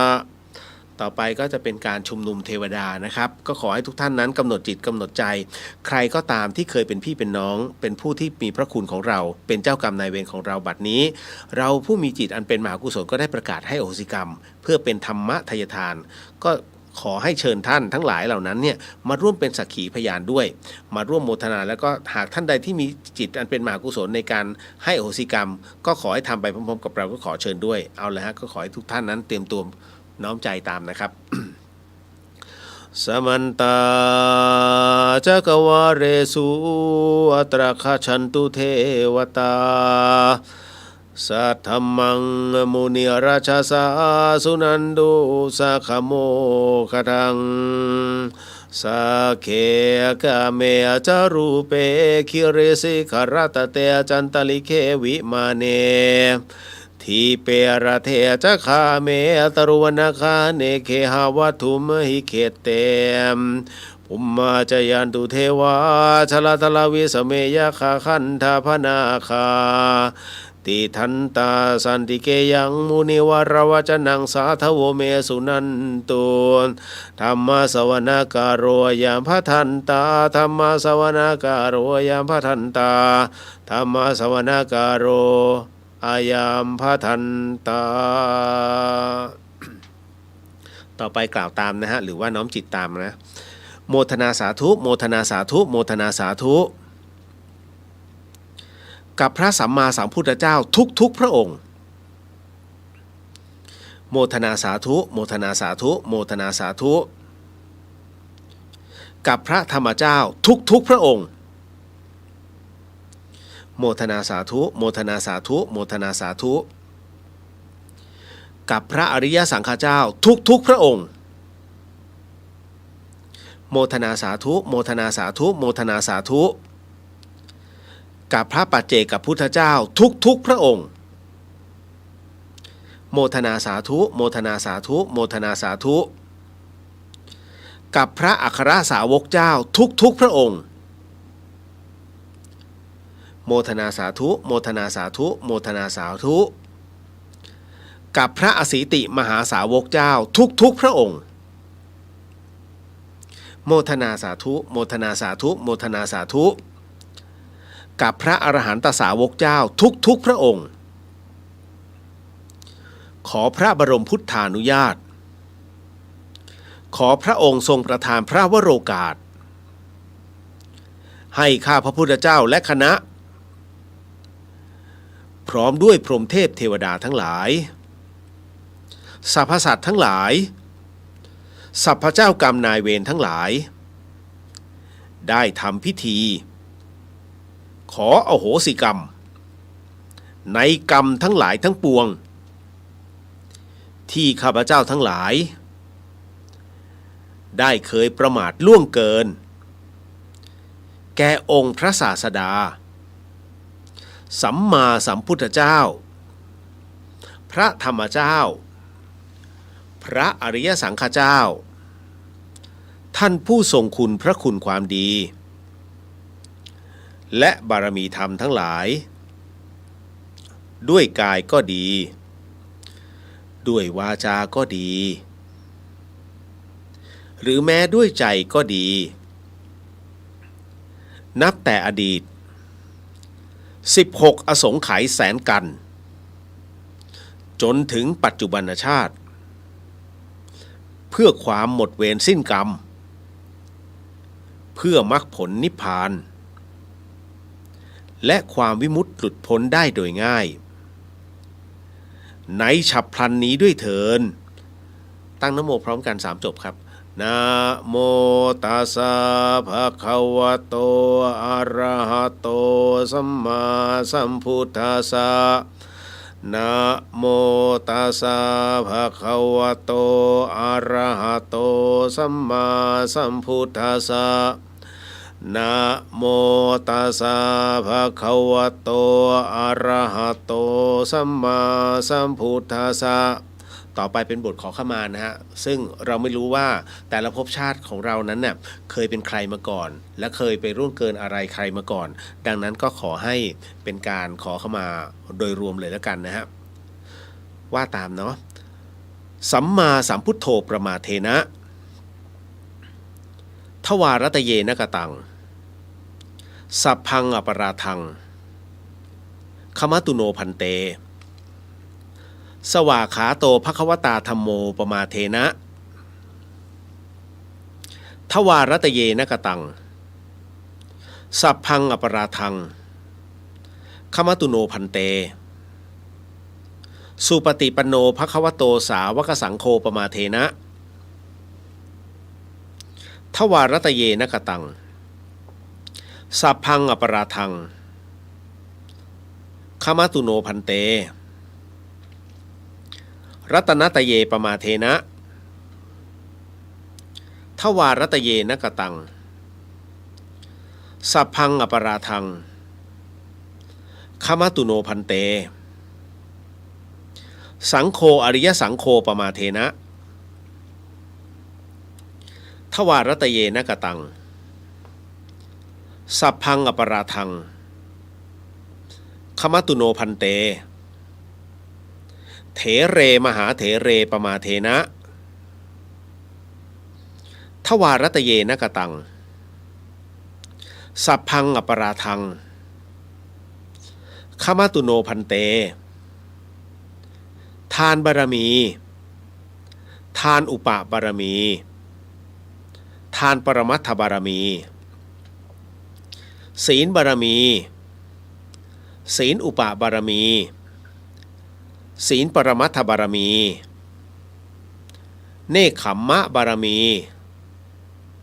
เนกขัมมะอุปบารมีเนกขัมมะปรมัตถบารมีปัญญาบารมี ปัญญาอุปบารมีปัญญาปรมัตถบารมีวิริยะบารมีวิริยะอุปบารมีวิริยะปรมัตถบารมีขันติบารมีขันติอุปบารมี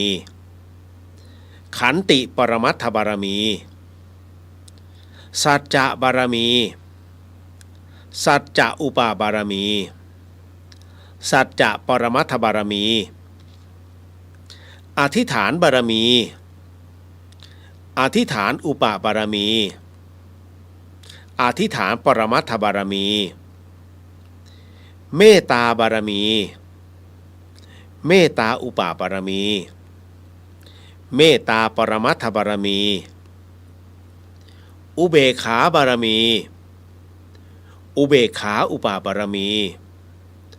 อุเบกขาปรมัตถบารมีญาณสัมปันโนปมาเทนะทวารัตเยนะกตังสัพพังอปราทังขมตุโนพันเตญาณวิมุตติบารมีญาณวิมุตติอุปบารมีญาณวิมุตติปรมัตถบารมีญาณสัมปันโนปมาเทนะทวารัตเยนะกตังสัพพังอปราทังขมตุโนพันเตมรรคผลนิพพานบารมีมรรคผลนิพพานอุปบารมีมรรคผลนิพพานปรมัตถบารมีญาณสัมปันโนปมาเทนะทวารัตเยนะกตังสัพพังอปราทังขมตุโนพันเตคุรุอาจาริเยปมาเทนะทวารัตเยนะกตังสัพพังอปราทังขมตุโนพันเตมาตาปิตเรปมาเทนะทวารัตเยนะกตังสัพพังอปราทังขมตุโนพันเตโมทนาสาธุโมทนาสาธุโมทนาสาธุต่อไปก็ขออัญเชิญพรหมเทพเทวดาสรรพสัตว์สรรพเจ้ากรรมนายเวรทั้งหลายนะฮะที่อยู่ณที่นี้เอาละฮะเดี๋ยวผมอันนี้เดี๋ยวจะกล่าวคนเดียวเนาะสาธุครับขออัญเชิญพรหมเทพเทวดาสรรพสัตว์สรรพเจ้ากรรมนายเวรทั้งหลายของท่านทั้งหลายที่อยู่ณที่นี้จงมาณที่นี้ทั้งหมดจงมาณที่นี้ทั้งหมดจงมาณที่นี้ทั้งหมด ขอพระภูมิเจ้าที่ที่ดูแลณที่นี้หรือที่พักที่อยู่ที่อาศัยของทุกท่านที่ได้ชมได้ยินได้ฟังอยู่ช่วยเปิดทางด้วยขอท่านท้าวพญายมราชท่านท้าวจตุโลกบาลขอเมตตามาดูแลความเรียบร้อยขออย่าให้ใครมากลั่นแกล้งขัดขวางเมื่อมาถึงแล้วที่เป็นสัตว์ขอให้เป็นคนที่เป็นสัตว์ขอให้เป็นคนที่เป็นสัตว์ขอให้เป็นคนที่เป็นคนแล้วขอให้เป็นคนโดยสมบูรณ์บริบูรณ์ที่เป็นคนแล้วขอให้เป็นคนโดยสมบูรณ์บริบูรณ์ที่เป็นคนแล้วขอให้เป็นคนโดยสมบูรณ์บริบูรณ์ด้วยแขนขาตาหูจมูกปากลิ้นกายใจอวัยวะการ32ครบถ้วนด้วยแขนขาตาหูจมูกปากลิ้นกายใจอวัยวะการ32ครบถ้วนด้วยแขนขาตาหูจมูกปากลิ้นกายใจอวัยวะอาการ32ครบถ้วนขอให้หายจากทุกขเวทนาขอให้หายจากทุกขเวทนาขอให้หายจากทุกขเวทนาข้าพเจ้าขอแผ่ความดีให้ข้าพเจ้าขอแผ่ความดีให้ข้าพเจ้าขอแผ่ความดีให้ขอให้พูดได้ขอให้พูดได้ขอให้พูดได้ขอให้พูดภาษาไทยขอให้พูดภาษาไทยขอให้พูดภาษาไทย ขอให้ฟังภาษาไทยรู้เรื่องขอให้ฟังภาษาไทยรู้เรื่องขอให้ฟังภาษาไทยรู้เรื่องขอให้สมทานศีล5ได้ขอให้สมทานศีล5ได้ขอให้สมทานศีล5ได้บัดนี้ท่านทั้งหลายไม่ได้ทำกรรมชั่วอยู่จึงสมทานศีล5ได้บัดนี้ท่านทั้งหลายไม่ได้ทำกรรมชั่วอยู่จึงสมทานศีล5ได้บัดนี้ท่านทั้งหลายไม่ได้ทำกรรมชั่วอยู่จึงสมทานศีล5ได้ ตอนนี้ก็ขอให้ทุกท่านนั้นนะ ได้เป็นตัวแทนนะของสัพพวิญญาณแล้วก็ตัวแทนของผู้ที่ท่านจะขออโหสิกรรมนั้นนะ ก็ให้ร่วมกันน้อมจิตน้อมใจ เพื่อให้เหล่าสรรพสัตว์สรรพวิญญาณนั้นสรรพเจ้ากรรมนายเวรทั้งหลายนั้นได้มาสัมปทานก็ไปพร้อมๆกับพวกเราก็ขอให้พวกเรานั้นว่าไปพร้อมๆกันหรือว่าน้อมจิตน้อมใจไปพร้อมๆกันว่าตามเนาะ พุทโธธัมโมสังโฆศีลข้อ 1ไม่ฆ่าสัตว์ศีลข้อ 2ไม่ลักทรัพย์ศีลข้อ 3ไม่ประพฤติผิดในกามศีลข้อ 4ไม่พูดเท็จศีลข้อ 5ไม่ดื่มสุราและของมึนเมาบัดนี้ข้าพเจ้าตั้งใจรักษาศีลแล้วบัดนี้ข้าพเจ้าคือผู้มีศีลข้าพเจ้าผู้มีศีลละอายต่อการทำความชั่วกลัวต่อผลของบาปกรรมข้าพเจ้าผู้มีศีลมีหิริโอตตัปปะมีกายเป็นมนุษย์มีใจเป็นเทวดาเป็นมนุษย์เทโวผู้เข้าถึงความเป็นสหายกับเหล่าเทวดาทั้งหลาย ณ บัดนี้ข้าพเจ้าทั้งหลายจะได้ประกาศให้อโหสิกรรมเป็นอภัยทานเป็นสัจจะวาจาขอให้ทุกท่านได้แสดงความนอบน้อมต่อองค์พระสัมมาสัมพุทธเจ้าด้วยการตั้งนะโมพร้อมกัน3จบนะฮะนะโมตัสสะภะคะวะโตอะระหะโตสัมมาสัมพุทธัสสะนะโมตัสสะภะคะวะโตอะระหะโตสัมมาสัมพุทธัสสะนะโมตัสสะภะคะวะโตอะระหะโตสัมมาสัมพุทธัสสะต่อไปนี้ขอให้ทุกท่านว่าตามหรือน้อมจิตตามนะฮะข้าพระพุทธเจ้าทั้งหลายขออาราธนาต่อพระสัมมาสัมพุทธเจ้าพระธรรมเจ้าพระอริยสังฆเจ้าพระปัจเจกพุทธเจ้าพระอสีติมหาสาวกเจ้าพระอรหันตสาวกเจ้าทุกพระองค์ท่านท้าวพญายมราชท่านท้าวจตุโลกบาลพระสยามเทวาธิราชและคณะทุกพระองค์ขอจงโปรดเมตตากรุณาเสด็จมาเป็นสักขีพยานและร่วมโมทนาในการให้อโหสิกรรมแก่กันและกันและแก่ผู้ที่เคยล่วงเกินต่อข้าพระพุทธเจ้ามาแล้วทั้งหลายทั้งปวงในทุกกับทุกกันทุกอสงไขยจนถึงปัจจุบันชาติข้าพระพุทธเจ้าทั้งหลายขอประกาศให้อโหสิกรรมแก่ตัวข้าพเจ้าเองตลอดจนถึงพ่อแม่พี่น้องปู่ย่าตายายลุงป้าน้าอาบุตรธิดาภรรยาสามีลูกหลานเหลนทั้งหลายญาติมิตรสหายทั้งหลายหมู่คณะผู้ร่วมงานทั้งหลายเจ้านายลูกน้องทั้งหลายคู่แข่งคู่ค้า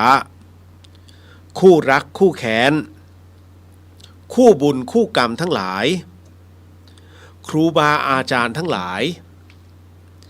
อุปชาอาจารย์ทั้งหลายตลอดจนพรหมเทพเทวดามนุษย์สรรพสัตว์สัพพวิญญาณสัพพเจ้ากรรมนายเวรทั้งหลายทั้งปวงทุกท่านทุกพระองค์ที่เคยเข็นฆ่าทำร้ายรังแกปล้นจี้ลักขโมยเบียดบังยักยอกข่มขืนผิดประเวณี โกหกหลอกลวงต้มตุ๋นคดโกงตระบัดสัตว์หักหลังทรยศอกตัญญูเสียดสีด่าว่าบังคับฝืนใจให้กินเหล้าเมายาทั้งแก่ตัวข้าพเจ้าเองหรือแม้ในบุคคลและสิ่งที่ข้าพเจ้ารักหวงแหนไม่ว่าชาตินี้ภพนี้หรือในภพชาติใดๆก็ตามในทุกกับทุกกันทุกอสงไขยเจตนาหรือไม่เจตนาต่อหน้ารับหลังรู้ไม่รู้อันเป็นเหตุให้ข้าพเจ้าทั้งหลายทุกกายก็ดีทุกใจก็ดีข้าพเจ้าขออโหสิกรรมและให้อโหสิกรรมแก่ท่านทั้งหลายทั้งปวงจนหมดสิ้นตั้งแต่บัดนี้ตราบเท่าเข้าสู่พระนิพพานการอาฆาตพยาบาทสาปแช่งจองเวรจองกรรมใดๆที่ข้าพเจ้าได้เคยประกาศไว้หรือผูกใจเก็บไว้ในชาตินี้ภพนี้หรือในภพชาติใดๆก็ตามข้าพเจ้าขอให้อโหสิกรรมยกเลิกให้เป็นโมฆะทั้งสิ้นเพื่อให้หมดเวรสิ้นกรรมต่อกันและกันนับแต่บัดนี้ตราบจนถึงพระนิพพานขอให้เราท่านทั้งหลายที่อยู่พร้อมหน้ากันในที่นี้ตลอดจนพ่อซื้อแม่ซื้อพ่อเกิดแม่เกิดพรหมเทพเทวดา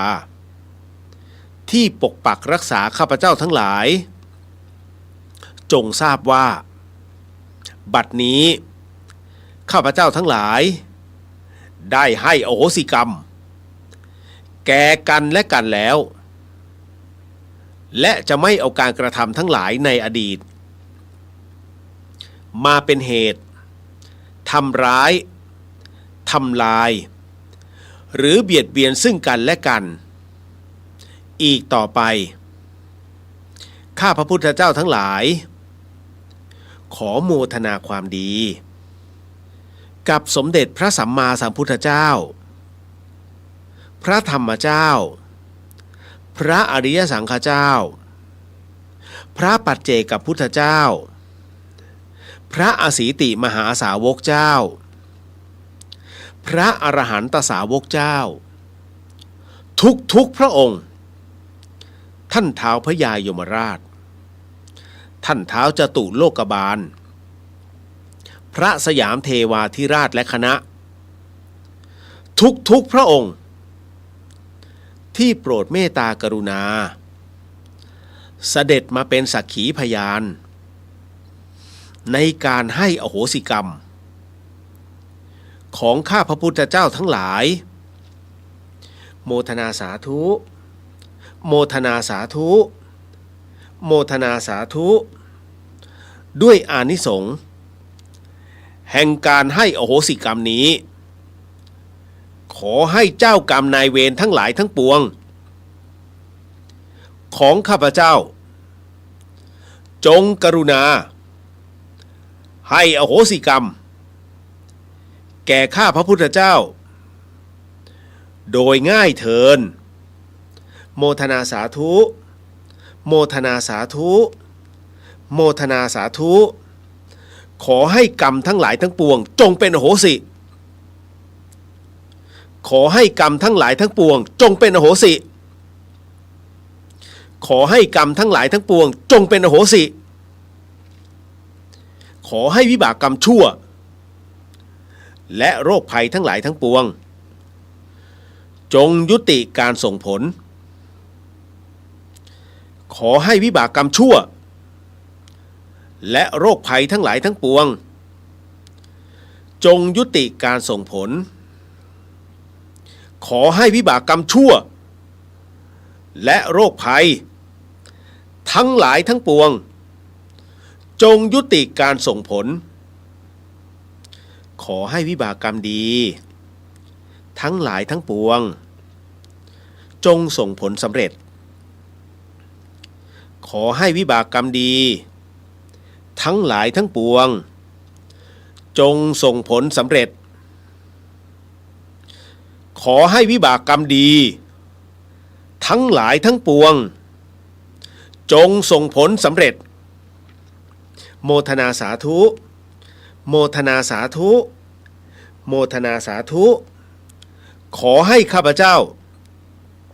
พร้อมด้วยพรหมเทพเทวดาสรรพสัตว์สัพพวิญญาณสัพพเจ้ากรรมนายเวรทั้งหลายทั้งปวงจงสำเร็จมรรคผลนิพพานในชาติปัจจุบันโดยเร็วพลันเทินให้โหสิให้โหสิให้โหสิขอโหสิขอโหสิขอโหสิให้โหสิให้โหสิให้โหสิขอโหสิขอโหสิขอโหสิให้โหสิให้โหสิให้อโหสิสาธุสาธุสาธุอนุโมทามิก็ขอให้ทุกท่านนั้นหันไปร่วมโมทนาและขอโหสิซึ่งกันและกันเนาะนะก็อย่างเต็มใจนะให้สุดหัวจิตหัวใจไปเลยนะเคลียร์ใจกันใหม่ๆนะฮะทั้งหมดผมก็เช่นกันนะก็ขอโหสิกรรมนะแล้วก็ให้โหสิกรรมกับทุกท่านนะฮะที่เคยล่วงเกินแล้วก็ทางบ้านด้วยเนาะนะก็ขออนุญาตนะขอโหสิกรรมแล้วก็ให้โหสิกรรมสิ่งหนึ่งสิ่งใดที่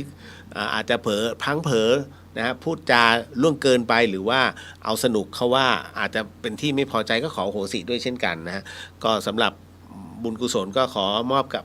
ทวยเทพเทวดาและสัพพวิญญาณทั้งหลายเด้อแล้วก็รับรู้นะตรงนี้ขออนุญาตนะฮะขอ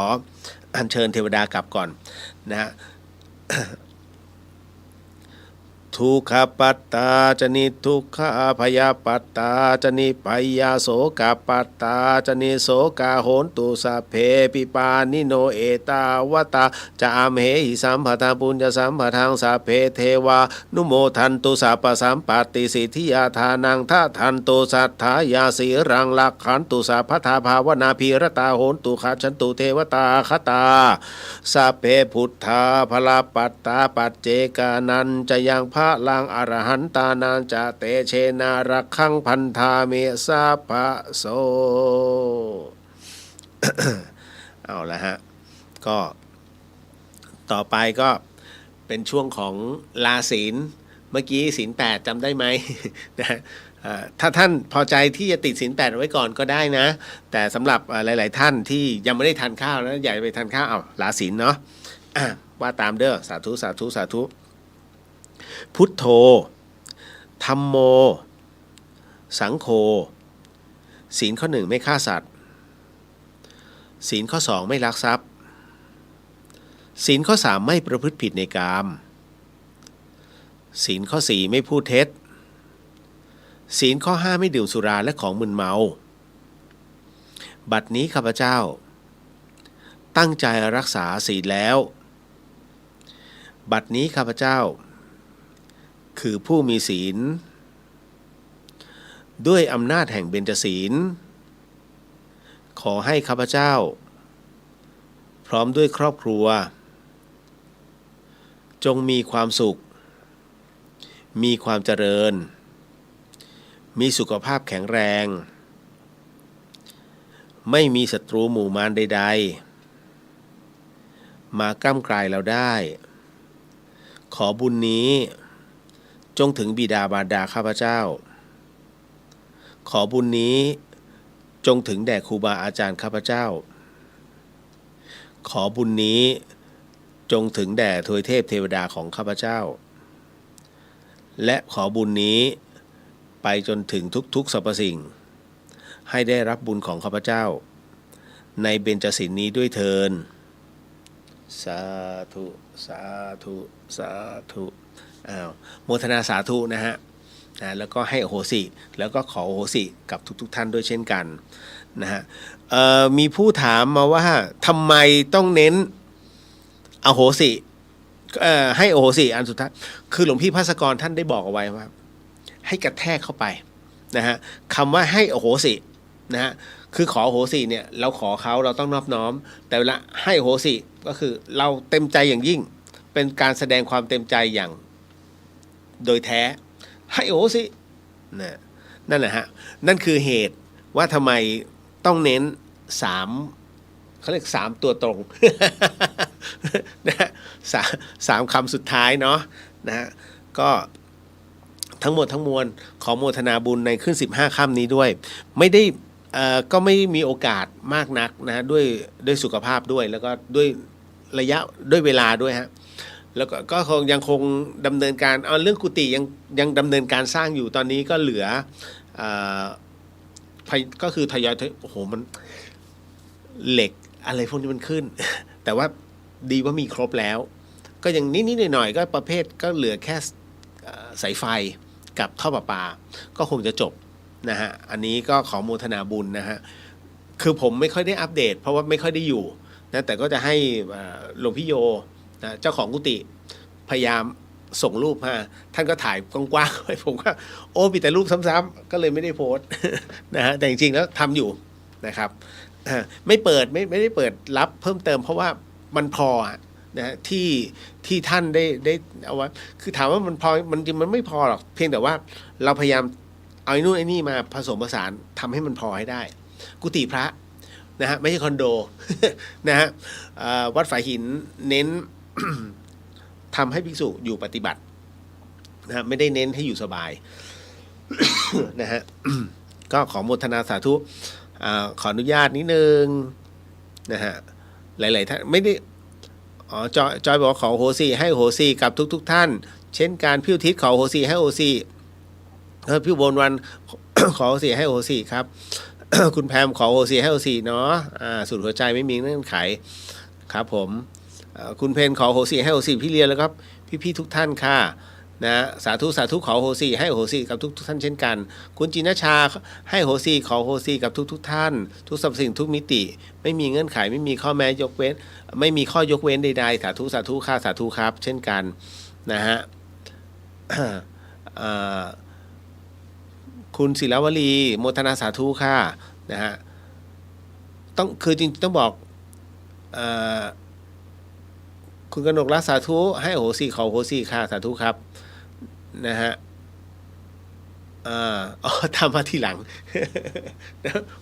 หัวตามมาทีหลังไม่เป็นไรได้อยู่ขอโหสิให้โหสิพี่นพวรรณขอโหสิให้โหสิสุดจิตสุดใจนะฮะคือการเราขออภัยซึ่งกันและกันเนี่ยฮะมัน อันนี้คือถ้าตามหลักพุทธศาสนาเนี่ยถ้าขอโทษยังมีติดอยู่นะขอโทษนะเหยียบเท้าเนี่ยขอโทษนะยังติดอยู่นะฮะต้องขอโหสิและให้โหสิอันเนี้ยคือภาษาสากลของบาลีเขาเลยนะของมคธเขาเลยเพราะฉะนั้นเขาเรียกกรรมนั้นเป็นอันเจ้านะก็คือไม่ต้องมาตรงนี้แล้วนะฮะ พี่หน่อยโมทนาสาธุค่ะนะฮะขออภัยอาจจะทักไม่ครบทุกคนนะฮะคุณรู้โมทนาสาธุกับคุณเลียวแล้วก็ทุกท่านทุกสรรพสิ่งสรรพวิญญาณขอโหสิแล้วก็ให้โหสินะฮะกับทุกท่านด้วยค่ะนะต้องขออภัยถ้าสมมุติว่ามันคือถ้าเยอะหลายๆท่านเนี่ยมันจะไปเรื่อยๆนะ ต้องขออภัยด้วยนะ นะฮะก็จริงๆมันมีคำถามมากมายนะที่หลายๆท่านถามเข้ามาอยู่เรื่อยๆผมก็พยายามตอบในเฟซในอินบ็อกซ์ไปบ้างอันไหนที่ดูแล้วมันมีอะไรหลายๆสิ่งที่เอามาเป็นส่วนรวมได้ผมก็จะเอามาก๊อปคำถามไว้ก่อน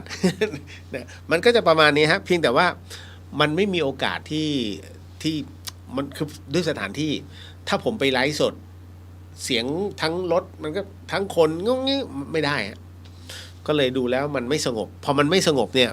มันจะกลายเป็นผู้ฟังอาจจะมีความรำคาญเพราะแอมเบียนต์มันเยอะก็เลยไม่นะฮะเนี่ยอย่างกรณีอย่างคำทำนายต่างๆที่มีในสื่อเนี่ยตอนนี้ที่มันออกมาทั้งหลายทั้งปวงเนี่ยหมอทั้งหลายเลยเยอะจริงๆอะพื้นที่ให้สร้างเรื่องราวคอนเทนต์ท่านต้องใช้ความพินิจพิเคราะห์เยอะๆนะยิ่งในเรื่องของการศึกษาธรรมะก็คือบางผมก็ไม่ก้าวล่วงนะฮะหลายๆท่านเนี่ยมีภูมิธรรมมากกว่าผมด้วยซ้ำแต่คราวนี้ก็ต้องเตือนนิดนึงว่าด้วยคอนเทนต์ที่มีรายได้เข้ามาของอินฟูทั้งหลายเนี่ยมันไปบิดอย่างบทสวดประเภทนี้อย่าสวดนะเดี๋ยวกันนะคือเรื่องบทสวดเนี่ยอย่างบทสวดชินบัญชรเนี่ยนะฮะบทสวดชินบัญชรเนี่ยหลายคนก็เข้าใจผิดว่าอย่ามาสวดในบ้านนะนี่มันเดี๋ยวนะสมเด็จโตเนี่ยท่านเอาบทชินบัญชรเนี่ยมาจากถ้าจำไม่ผิดเป็นไม่แน่ใจเป็นคัมภีร์มูกระจายหรือเป็นคัมภีร์ของล้านนาเนี่ยท่านเอาไปแล้วท่านแต่งต่อก็คือเป็นการเขียนต่อแล้วจากนั้นก็เป็นบทสวดสรรเสริญพระเจ้านะทุกพระองค์เลยนะฮะ เพราะฉะนั้นเนี่ยผมก็เลยมีคำถามว่าเฮ้ยและทำไมมาสวดในบ้านไม่ได้เหรอก็เรามีความเคารพในองค์พระสัมมาสัมพุทธเจ้าทุกพระองค์ถูกไหมฮะบางท่านก็บอกคือคำทำนายต่างๆเนี่ยทำนายคือทำนายไงทำนายคือการคาดคะเนสถิติผมไม่ได้ดูถูกหรือว่าผมไม่ได้ว่านะฮะคือคำทำนายเนี่ยทั้งหมดมันคือความน่าจะเป็นมันเป็นสถิติที่เคยเก็บเอาไว้คือมันเป็นศาสตร์ที่มหัศจรรย์นะทำไมขงเบ้งดูดาวถึงได้รู้ว่าศึกนี้จะชนะขงเบ้งแค่ดูดาวนะดังนั้นทุกอย่างเนี่ยท่านลองไปดูในสามก๊กนะอันนี้คือเรื่องดวงดาวผมถึงได้สงสัยแล้วใครสอนเรื่องดูดาวแบบนี้มันต้องเป็นสถิติเหมือนกับหมายเลขโทรศัพท์นะฮะหมายเลขโทรทำไมต้องจัดว่าเลข3จึงเป็นเลขทุกขติ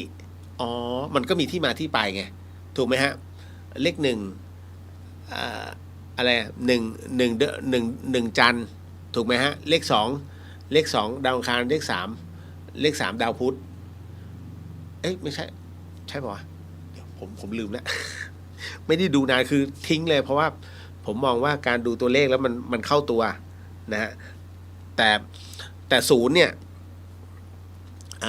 ศูนย์จัดเป็นกลางๆ1เป็นบาปพระเคราะห์2สุภเคราะห์3บาปพระเคราะห์4สุภเคราะห์5สุภเคราะห์6สุภเคราะห์7บาปพระเคราะห์8บาปพระเคราะห์9สุภเคราะห์เนี่ยมันจะเป็นอย่างเงี้ยแล้วต้องเอามาจับกันไม่ใช่เอามาเอาเลขมาผสมกันไม่ใช่นะใครที่ไปซื้อเลขสวยแบบผลรวมนะสวยระวังให้ดีนะไอ้นั่นคือผลรวมจริงๆเนี่ยเขาดูข้างในหมายเลขโทรศัพท์เนี่ยมันนั่นหมายถึงว่าเขาเรียกขุนพลประจำใจ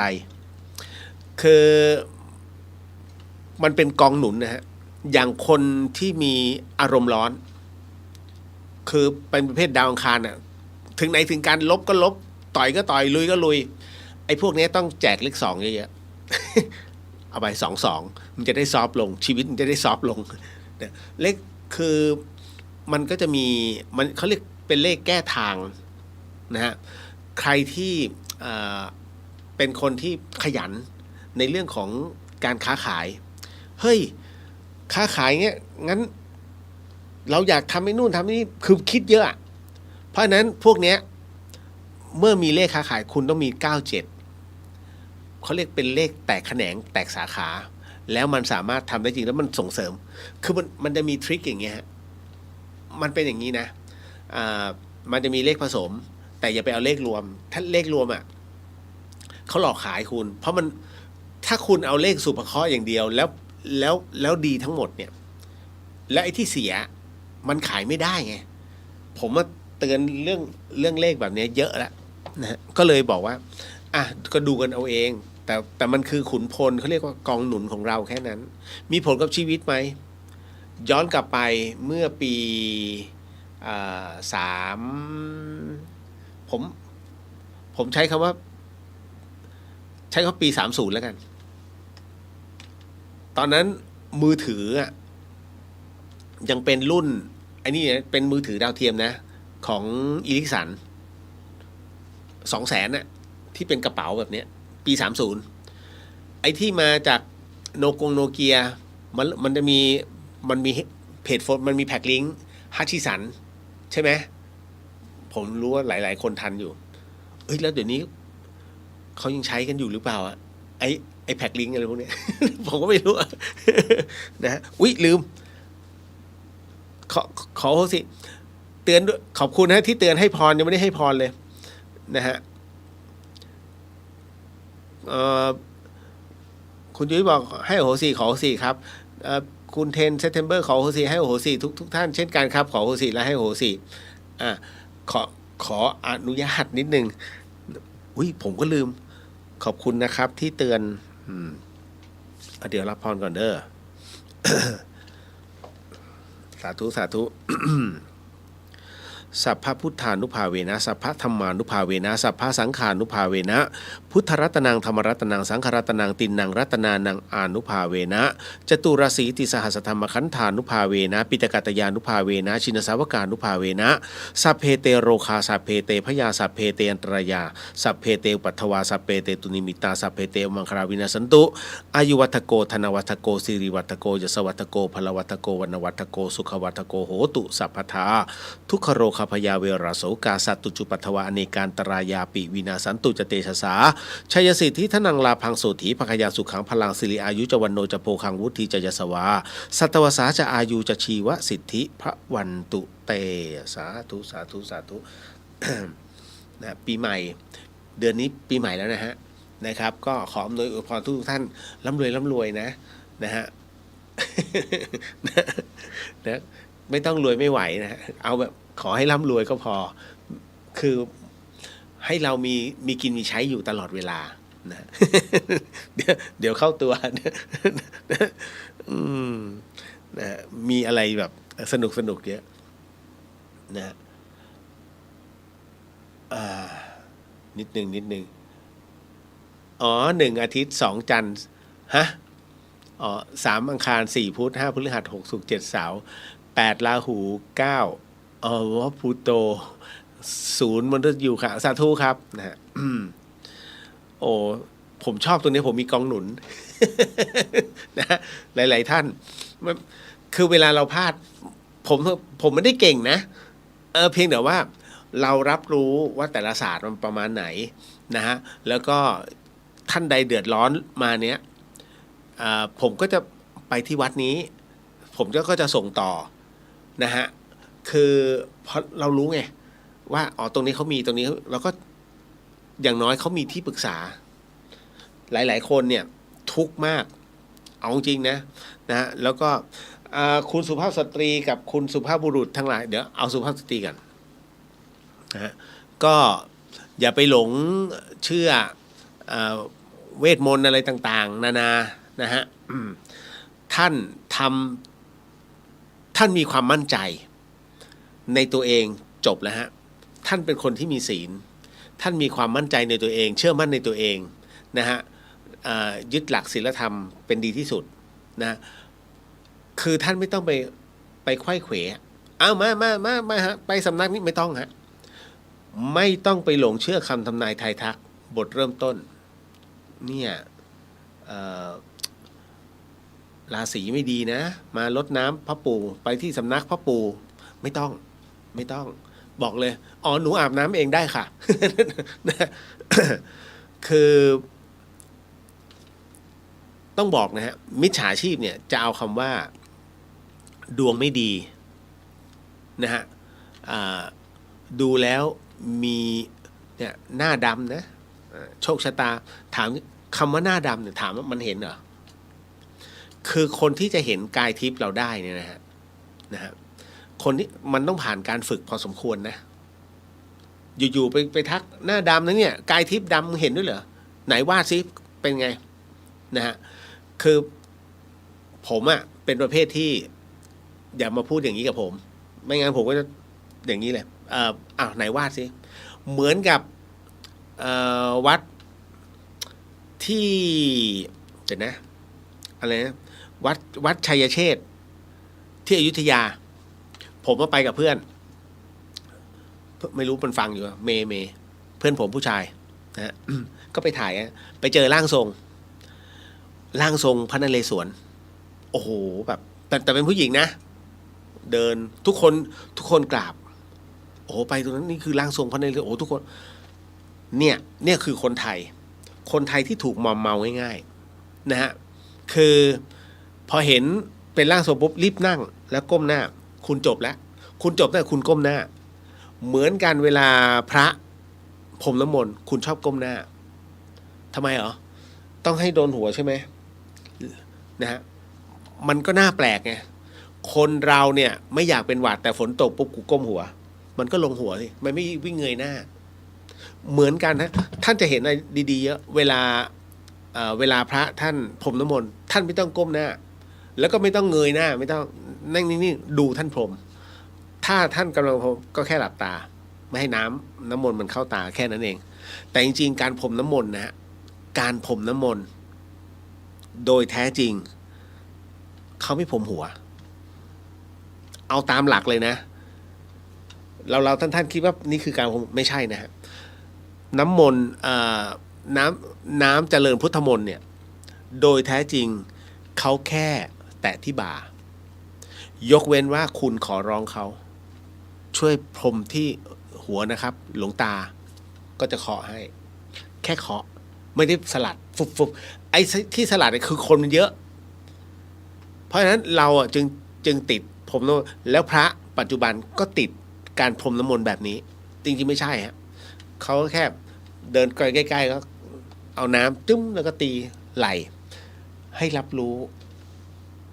เพราะน้ำมนต์คือถือว่าเป็นน้ำแห่งความเป็นสิริมงคลนี่มันเป็นอย่างนี้มันมีที่มาที่ไปของมันหลายๆเรื่องที่วัฒนธรรมเรามันผิดเพี้ยนไงนะอย่าลืมนะอย่าตกเป็นเครื่องมือของเขาจะชอบอ้างในเรื่องของหน้าดำดวงตกรู้ได้ไงดวงตกนะท่านหนูต่อยท่านเนี่ยท่านน่ะดวงตกตอนนี้เลยคือมันก็จะเป็นอย่างเงี้ยเพราะฉะนั้นอย่าไปตกหลุมส่วนคุณผู้ชายนะฮะทำอะไรก็ให้มันมีความระมัดระวังก็แค่นั้นเองนะฮะด้วยสภาวะแบบนี้อะไรหลายๆอย่างอารมณ์ขึ้นวันนี้ก็มีเรื่องที่เชียงใหม่นะใช่ไหมที่อะไรนะรถไปชนมอเตอร์ไซค์แล้วก็ไปต่อว่าเขาผู้ชายเนี่ยคือประเภทที่อะไรหลายอย่างเรื่องบูลลี่น้องที่เขาพิการอ่ะอันนี้ก็ไม่สมควรแล้วเฟซเขาอะไรนะคนไร้ศาสนาผมเข้าใจนะเพราะฉะนั้นในเรื่องตราบใดก็ตามที่ในเรื่องของศีลธรรมหน้าที่ศีลธรรมไม่มีในบทเรียนจบแล้วนะก็ขอฝากเอาไว้หมดเวลาพอคุณกนกทางโหราศาสตร์ให้ใช้จิตที่ตั้งมั่นในความดีเรียกว่าเจตจำนงเสรีเราก็ผ่านไปได้ถึงแม้สิ่งนั้นจะยากเย็นเพียงใดค่ะสาธุครับโอ้ขอบคุณมากครับแล้วก็เดี๋ยวเอาไว้เดี๋ยววันที่23ภาคบ่ายท่านใดว่างที่อยู่เชียงใหม่นะถ้าอยากจะมาร่วมงานของน้องเจมเขาก็ได้จ่าเจมนะฮะอันนี้คือเขาเป็นจ่าเจมเป็นญาติห่างๆของหลวงปู่กวงแล้วก็เคยได้ไปเข้ากรรมฐานพร้อมกับหลวงปู่กวงอยู่เพราะน้องเขาเป็นข้าบวชเป็นพระดีเลยผมถึงบอกผมเต็มที่ผมสนับสนุน เดี๋ยวค่อยว่ากันเนาะก็อีกรอบหนึ่งทิ้งท้าย สาธุหมดอโหสิกรรมแล้วเนาะ สิทธิกิจจางสิทธิกรรมังสิทธิลาโภนิราตราสิทธิเตโชชโยนิจังขอให้กิจและกรรมที่ท่านกำลังทำกำลังสร้างนั้นจงเป็นเหตุเป็นภาระปัจจัยให้ท่านนั้นได้ถึงพระนิพพานในชาติปัจจุบันโดยเร็วพลันเทินสาธุสาธุสาธุนะแล้วเจอกันเนาะบ๊ายบายครับขอบคุณมากโมทนาสาธุจ้า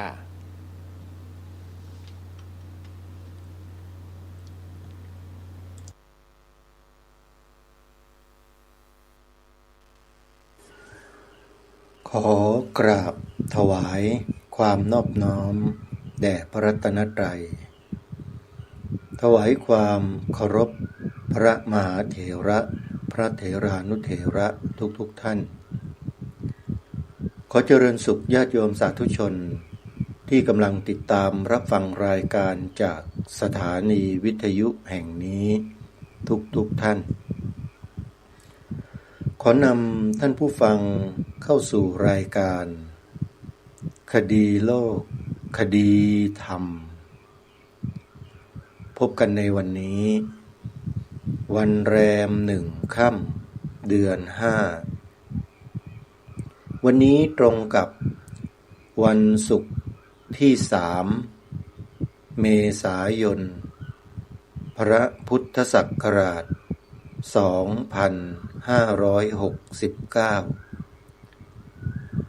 รายการคดีโลกคดีธรรมมีให้ท่านผู้ฟัง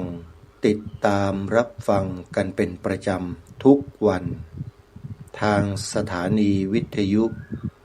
พระพุทธศาสนาแห่งชาติประจำจังหวัดต่างๆท่านผู้ฟังสามารถใช้โทรศัพท์มือถือของท่านดาวน์โหลดแอปพลิเคชันที่ชื่อว่าวิทยุพุทธศาสนาทั่วไทยเพื่อรับสถานีวิทยุ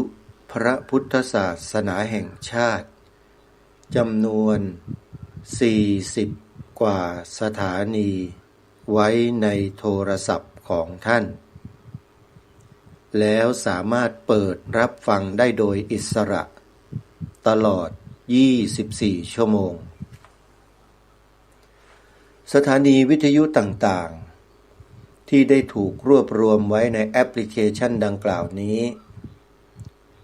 เป็นสถานีวิทยุที่มีพระภิกษุสงฆ์ครูบาอาจารย์ของเราเป็นผู้อำนวยการสถานีวิทยุทั้งสิ้นและแต่ละสถานีนั้นก็นำสาระธรรมะที่ดีๆมีประโยชน์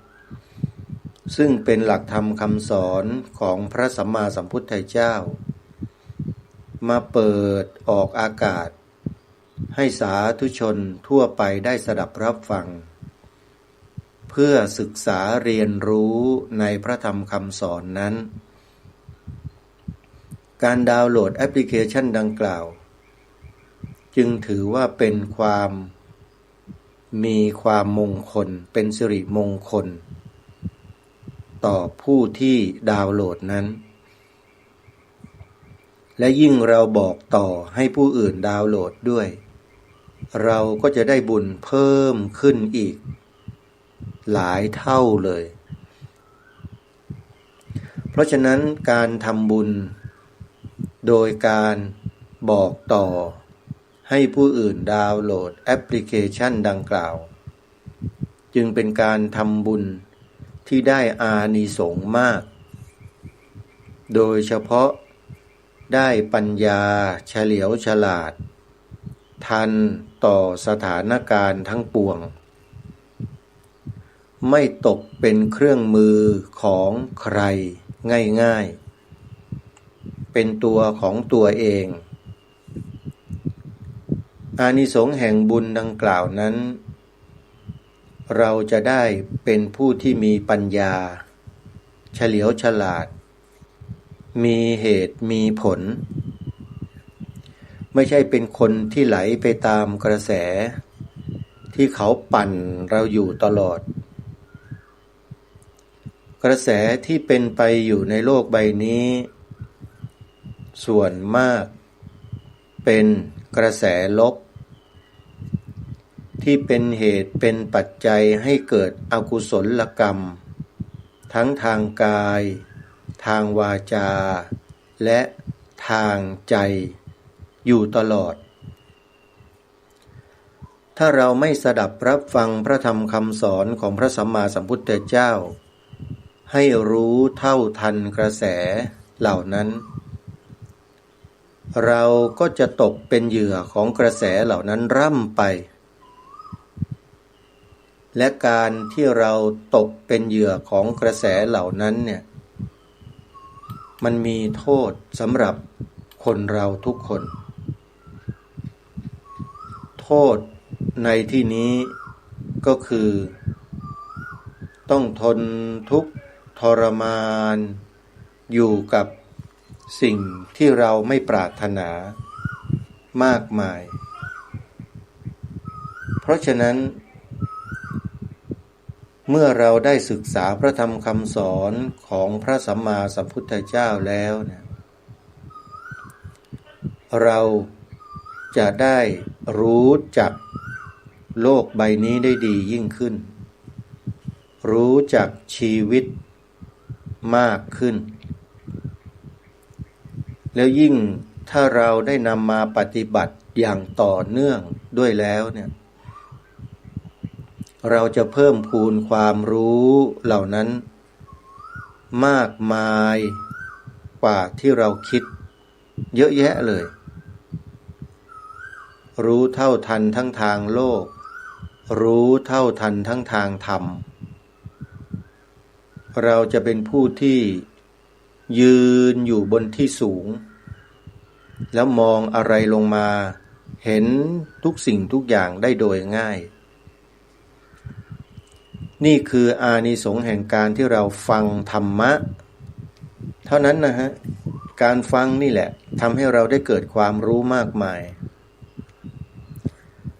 ถ้าหากว่าเราไม่ขวนขวายไม่สนใจไม่ใส่ใจในการฟังแนะนำให้เราดาวน์โหลดแอปพลิเคชันเพื่อให้ฟังง่ายๆฟังสะดวกไปที่ไหนมาที่ไหนอยู่ไกลอยู่ใกล้ไปในต่างประเทศทั่วโลก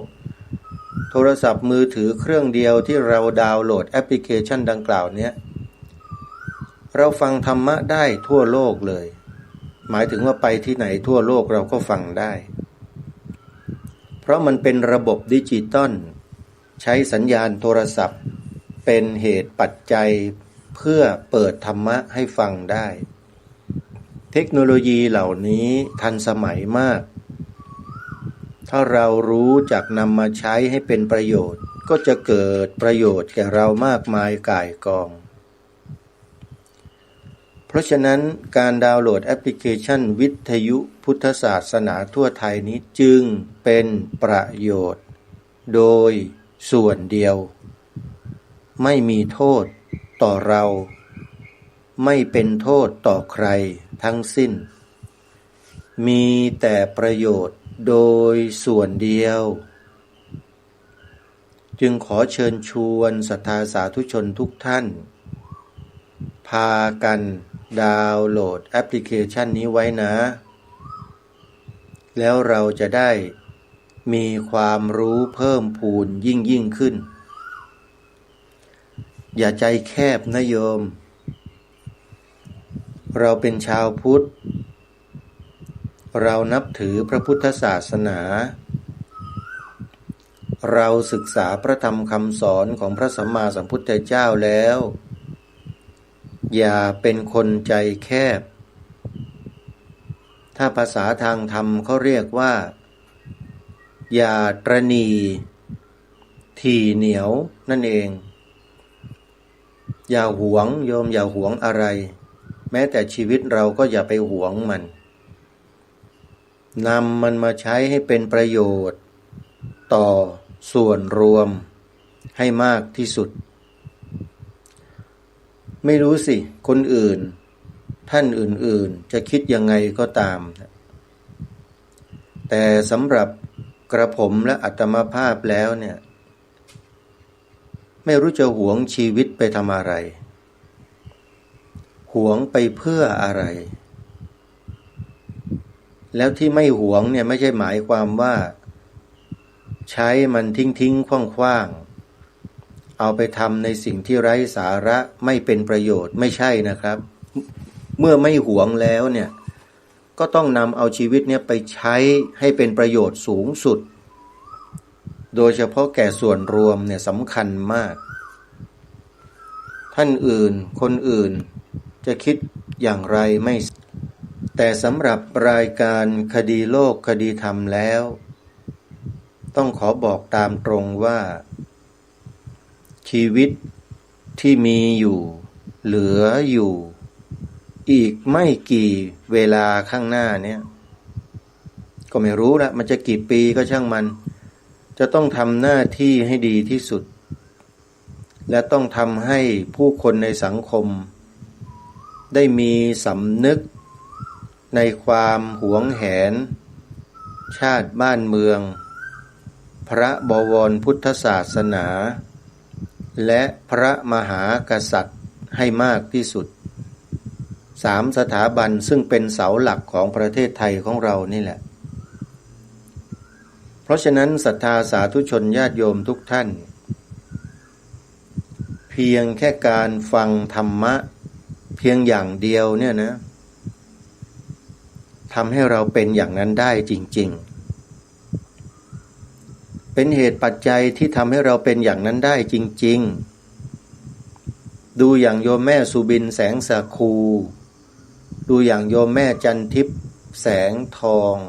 แม่ฟองจันปัญญาตุ้ยโยมแม่สุภาพ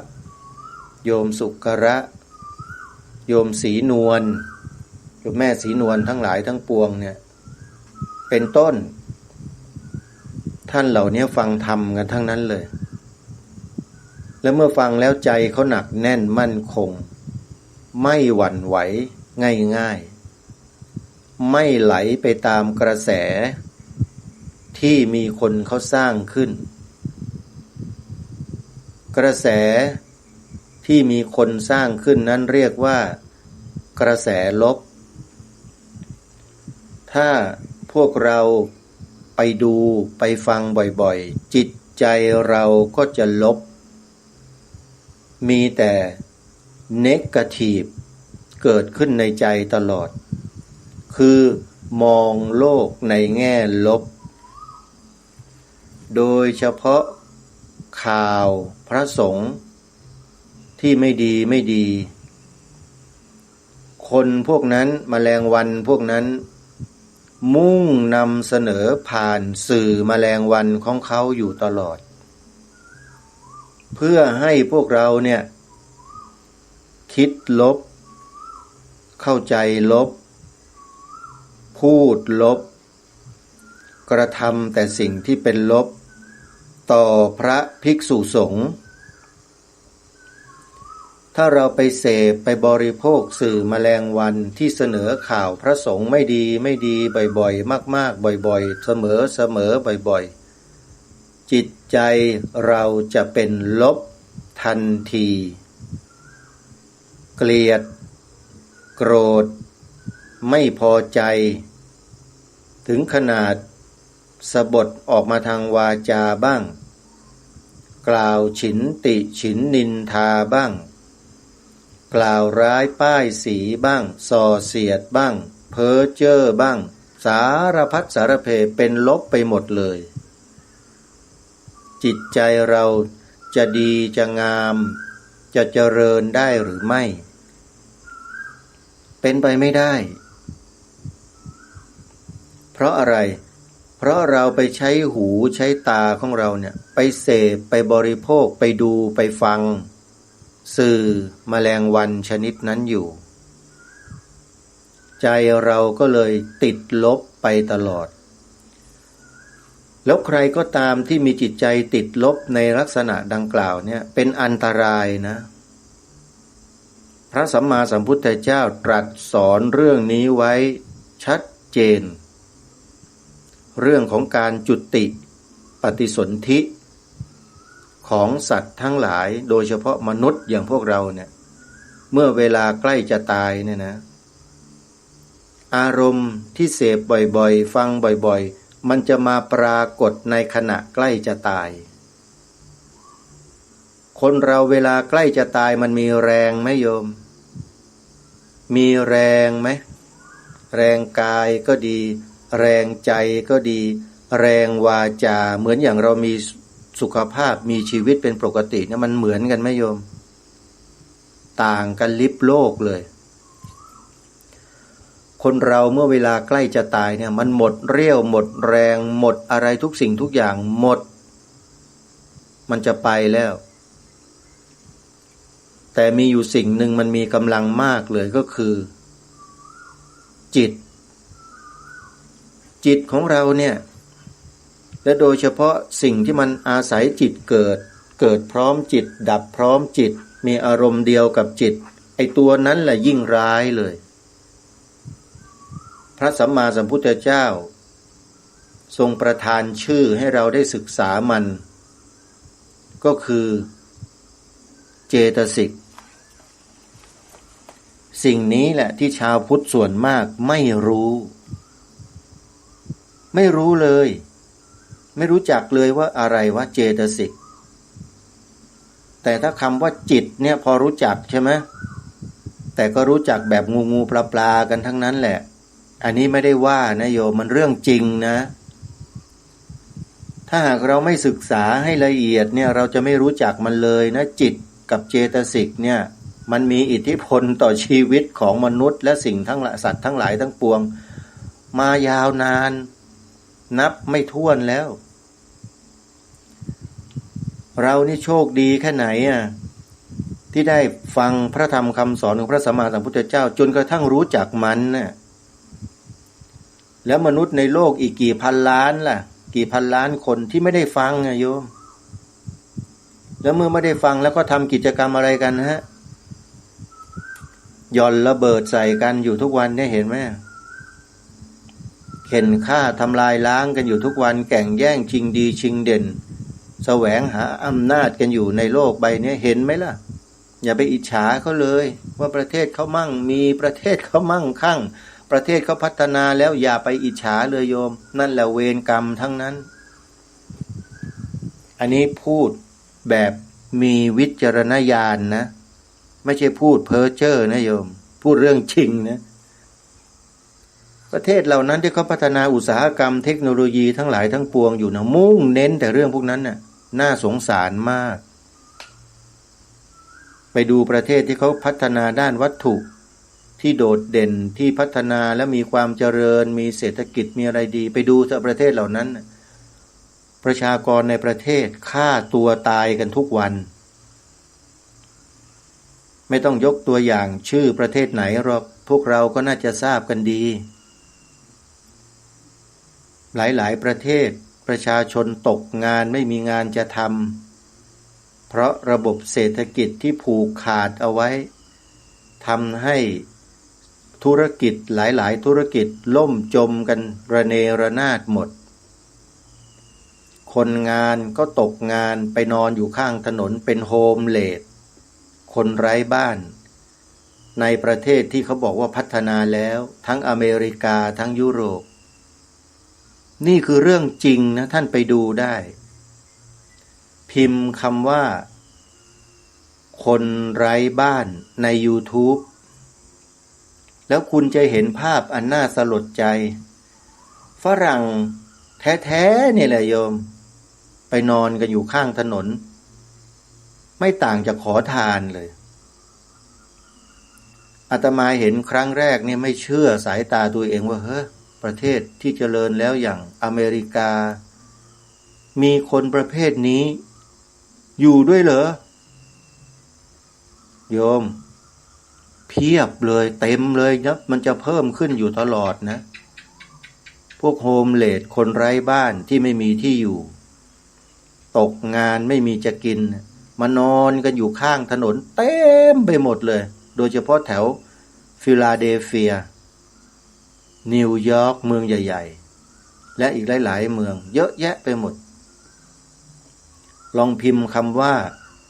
คนไร้บ้านอเมริกา ประเทศที่คนไทยเราคลั่งไคล้หลงไหลอยากจะส่งบุตรหลานไปศึกษาไปเรียนวิชาการต่างๆลงทุนลงแรงกันหมดเนื้อหมดตัวลองไปดูสิฮะประเทศเหล่านั้นเป็นยังไงเราก็มองเห็นแต่ภาพลักษณ์ที่เขานำเสนอผ่านสื่อของเขา Fox CNN อะไรต่างๆเหล่านี้มีแต่เสนอดีๆไม่สื่อของเขาไม่ได้นำเสนอสิ่งเร็วๆหรอกสื่อบ้านเขาอะอะไรที่เร็วๆของบ้านเขาสื่อของเขาไม่นำเสนอนะแต่เขาจะเสนอแต่สิ่งภาพลักษณ์ที่ดีๆดูแล้วน่าสนใจน่าชื่นชมแต่มองสื่อประเทศไทยแล้วเป็นไงโยมนำเสนอเรื่องราวในประเทศชาติบ้านเมืองตัวเองเนี่ยในทางที่ดีๆมีสิริมงคลเป็นที่น่าศรัทธาน่าเลื่อมใสเชื่อถือไหมโยมสื่อบ้านเราเนี่ยนำเสนออะไรข่าวพระทำไม่ดีทำไอ้นู่นไอ้นี่ไอ้นั่นสารพัดสารเพเอามาตีไข่ใส่สีกันมันปากกันไปเลยนี่สื่อประเทศไทยเป็นไงโยม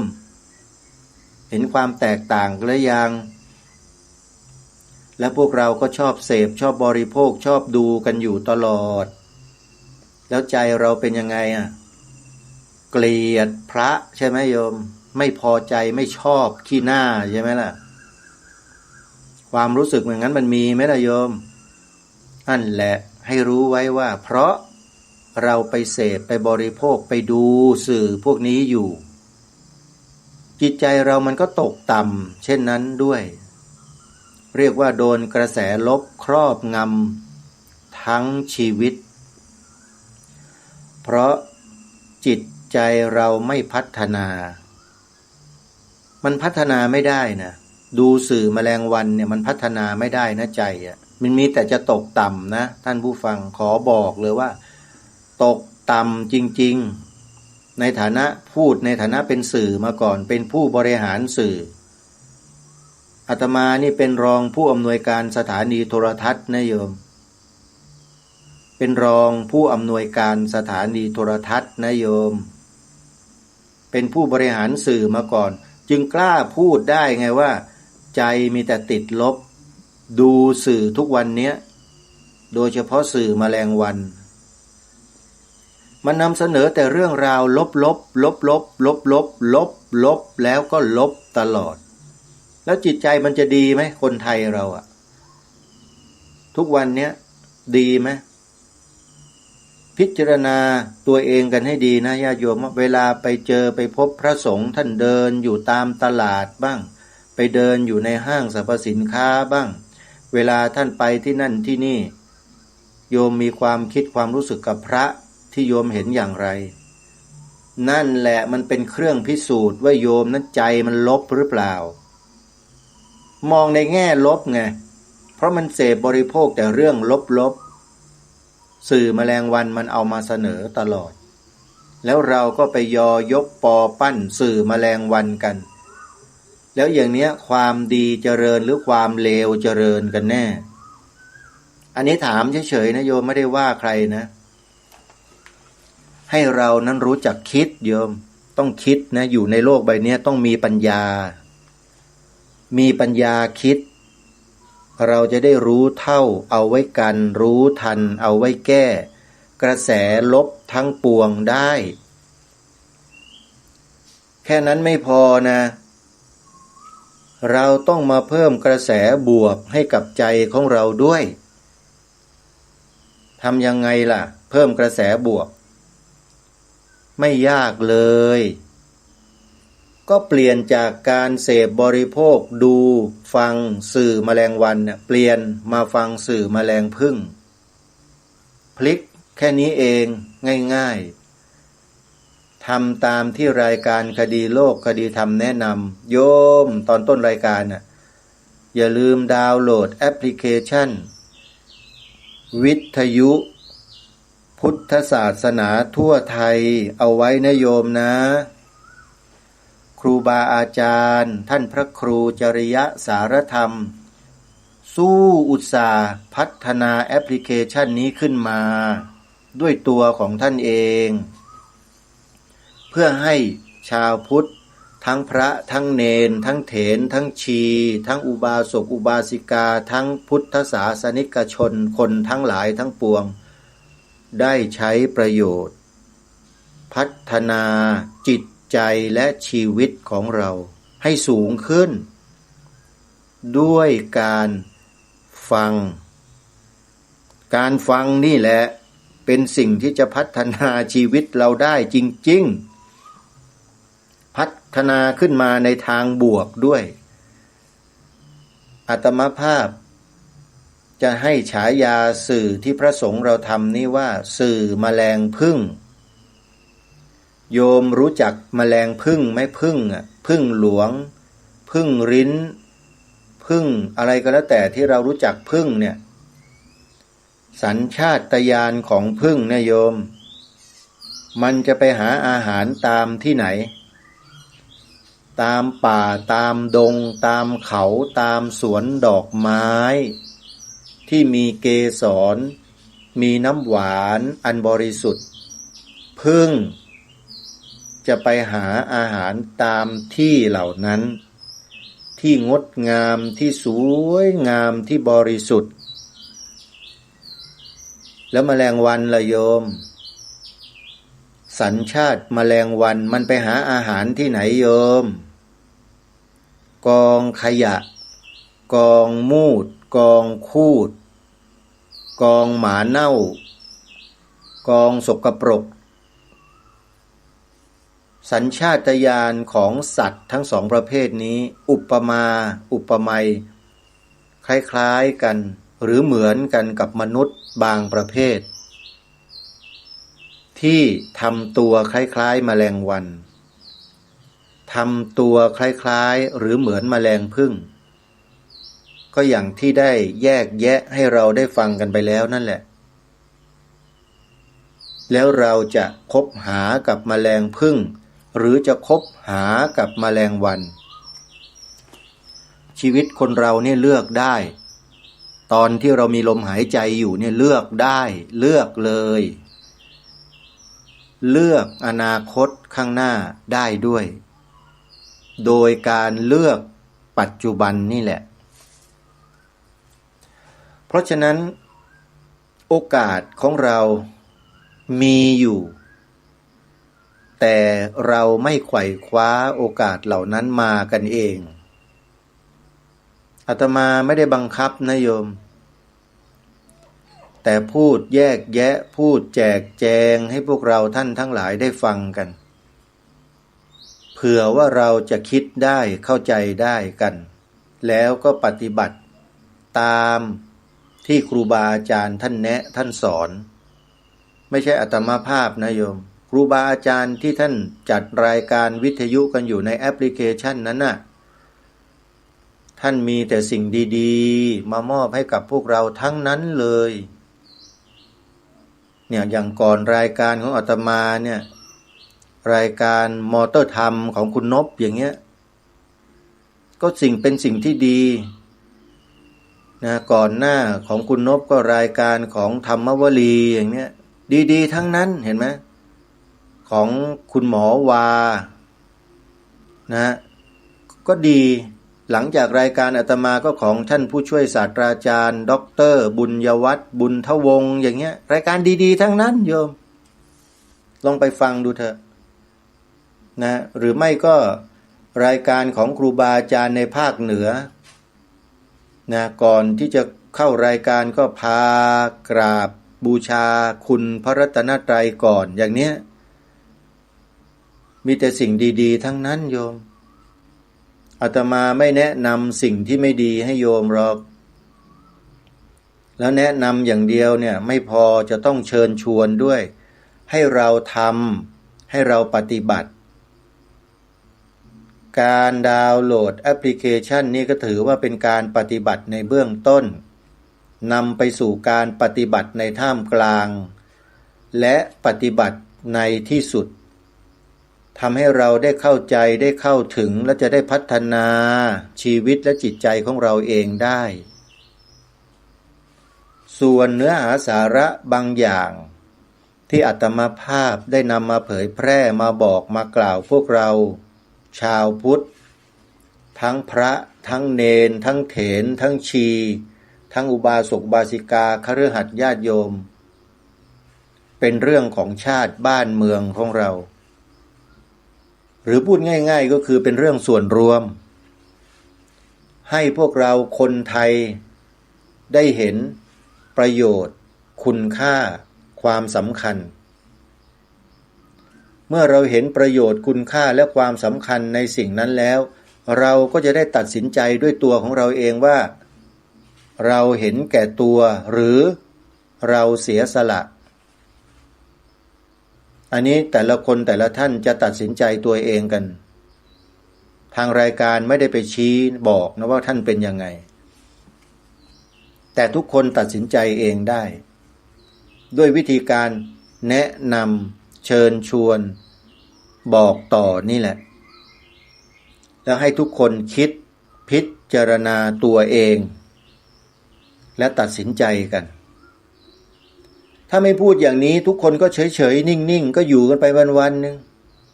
ไม่รู้ร้อนไม่รู้หนาวไม่เอาใจใส่ไม่สนใจว่าบ้านเมืองมันจะเกิดอะไรขึ้นใครมาทำปู้ยี่ปู้ยำต่อสถาบันหลักของชาติของเราอย่างไรไม่สนเราก็ไม่รู้กันใช่ไหมรายการนี้ก็เลยต้องมาเปิดเผยมาบอกบางสิ่งบางอย่างที่มีความสำคัญสูงสุดด้วยนั่นก็คือเรื่องของสัญลักษณ์อัตลักษณ์เอกลักษณ์ของชาติไทยของเราหนึ่งเดียวไม่มีใครเหมือนและไม่เหมือนใครคือธงชาติไทยของเรานั่นเองมีคนมันคิดจะเปลี่ยนนะธงกทมหรือธงประจำเมืองหลวงของประเทศไทยธงกรุงเทพมหานครเปลี่ยนไปแล้วนะโยมเขาเปลี่ยนสำเร็จไปแล้วจากสีขาวขาวคือบริสุทธิ์สีสวัสดิ์หมายพระไตรรัตน์และธรรมะคุ้มจิตไทยเขาเปลี่ยนไปแล้วเปลี่ยนเป็นสีอะไรฮะสีเขียวซาอุดิอาระเบียซาอุดิอาระเบียนี่ประเทศอยู่แถวไหนเป็นประเทศอะไรนับถือยังไงคิดว่าหลายท่านหลายคนก็คงจะรู้ดีแต่อาจจะไม่ใช่ซาอุดิอาระเบียก็ได้อาจจะเป็นอย่างอื่นก็ได้เพราะไม่เช่นนั้นแล้วไอ้เชื้อเหล่านั้นมันจะมาตกมาเกิดอยู่บนผืนแผ่นดินไทยบางจุดบางแห่งในประเทศไทยเราได้ยังไงแปลว่ามันไปรับเชื้อมาแล้วเชื้อนั้นมันก็แพร่กระจายซึมเข้าไปในกระแสของสังคมไทยโดยที่คนไทยไม่รู้ตัวแล้วก็ไปกระทำอะไรบางสิ่งบางอย่างที่เป็นภัยต่อความมั่นคงของชาติพระพุทธศาสนาพระมหากษัตริย์สามเสาหลักนี้ค้ำยันความมั่นคงของประเทศเอาไว้มาโดยตลอดนะตลอดเลยไม่เคยขาดสายเลยกี่ร้อยกี่พันปีก็มีมาอยู่อย่างนี้ตลอดมาถูกขย่มมาถูกสั่นคลอนก็ในยุคที่พวกเรานี่แหละมีชีวิตได้ยินได้ฟังกันอยู่นี่แหละมันทำกันจริงๆนะมันขย่มนะตอนเนี้ยใช้วิธีการต่างๆแล้วใช้เด็กเยาวชนใช้คนอื่นๆเป็นเครื่องมือนะคนพวกเนี้ยมันฉลาดนะแต่มันหนีไม่พ้นหรอกความลับมันไม่มีในโลกพระพุทธเจ้าก็ตรัสสอนพวกเราอยู่นัตถิโลเกระโหนามะอันว่าชื่อว่าความลับย่อมไม่มีในโลกดังนี้สาธุชนผู้ฟังทุกท่านขอให้เรานั้นมั่นใจเถอะว่าพระสงฆ์ในประเทศไทยของเราไม่นำพาญาติโยมไปเป็นคนอกตัญญูแน่นอนไม่ไปทำลายชาติพระพุทธศาสนาพระมหากษัตริย์ของ ประเทศแน่นอนมีแต่จะบอกให้ญาติโยมช่วยกันทำรงรักษาค้ำชูเทิดทูนสถาบันหลักของชาติเท่านั้นรายการคดีโลกคดีธรรมนั้นสำนึกในข้อนี้เป็นอย่างยิ่งจึงพูดเรื่องนี้มากพูดเยอะมากกว่าพูดธรรมะมากกว่าพูดสาระที่เป็นประโยชน์โดยตรงแต่เป็นประโยชน์โดยอ้อมและเป็นประโยชน์ที่ใหญ่สุดๆใหญ่มากคือเรียกว่าเหมือนกับอุปมาเหมือนกับว่าประโยชน์ของกิ่งก้านใบต้นไม้ที่อยู่ในกระถางเนี่ยนะโยมมันเป็นประโยชน์ทุกใบนั่นแหละใบไม้ทุกกิ่งทุกก้านทุกรากมีประโยชน์หมดแต่ถ้าต้นไม้นี้ถูกห้อยลอยๆอยู่ในอากาศไม่ได้อยู่ในกระถางนะโยมถามว่าต้นไม้นั้นมันจะรอดไหมไม่มีทางตายเรียบไม่มีเหลือเลยนี่เป็นข้ออุปมาให้เห็นกระถางใบนั้นพร้อมด้วยดินอันอุดมสมบูรณ์ไปด้วยปุ๋ยไปด้วยอาหารของพืชน้ำสมบูรณ์อุปมาเหมือนกับเสาหลักของประเทศชาติบ้านเมืองนี่แหละชาติพระพุทธศาสนาและพระมหากษัตริย์ที่คอยหล่อเลี้ยงต้นไม้ให้เจริญเติบโตงอกงามแข็งแรงเป็นร่มเงาได้ผลได้อะไรต่างๆได้หมากให้เรากินให้เราใช้อยู่อาศัยกันอย่างมีความสุขก็คือแผ่นดินประเทศไทยของเรานี่แหละโดยมีเสาหลักทั้ง3เสาค้ำยันอยู่เพราะฉะนั้นเรื่องนี้จึงเป็นเรื่องใหญ่และเป็นเรื่องสำคัญกว่าใบไม้กิ่งไม้ต้นไม้ไม่มีต้นไม้ไม่มีกิ่งใบเรานำเมล็ดพันธุ์มาปลูกในกระถางเติบโตได้แต่ถ้าไม่มีกระถางไม่มีดินต้นไม้มันจะเติบโตจากอะไรล่ะโยมเติบโตจากไอแบบเทคโนโลยี GMO MGO อะไรนั่นเหรอมันไม่ใช่ของจริงของปลอมเขาทำขึ้นมาเนี่ยเพื่อหลอกทางธุรกิจแต่ธรรมชาติก็คือต้นไม้มันต้องอยู่บนดินมีน้ำมีปุ๋ย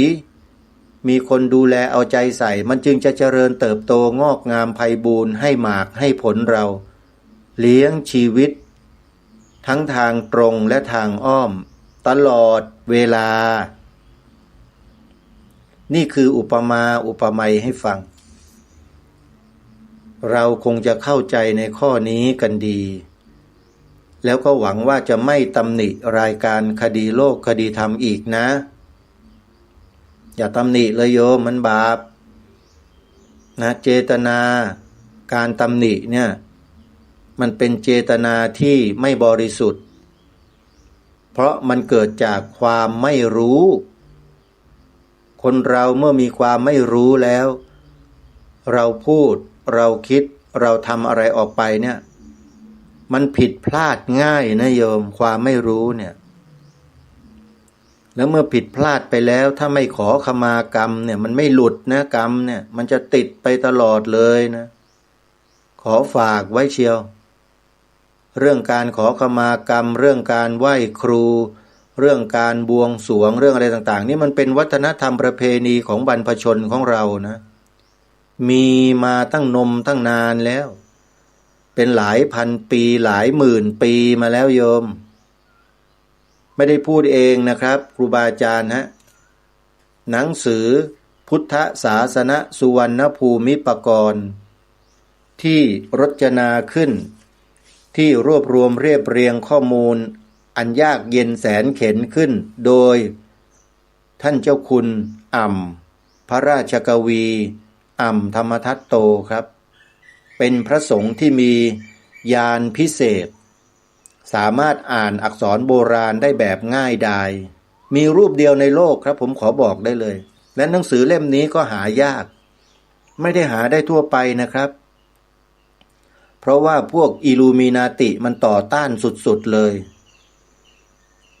ไปมาก็เข้ามาเรื่องอิลูมินาติอีกแล้วแหม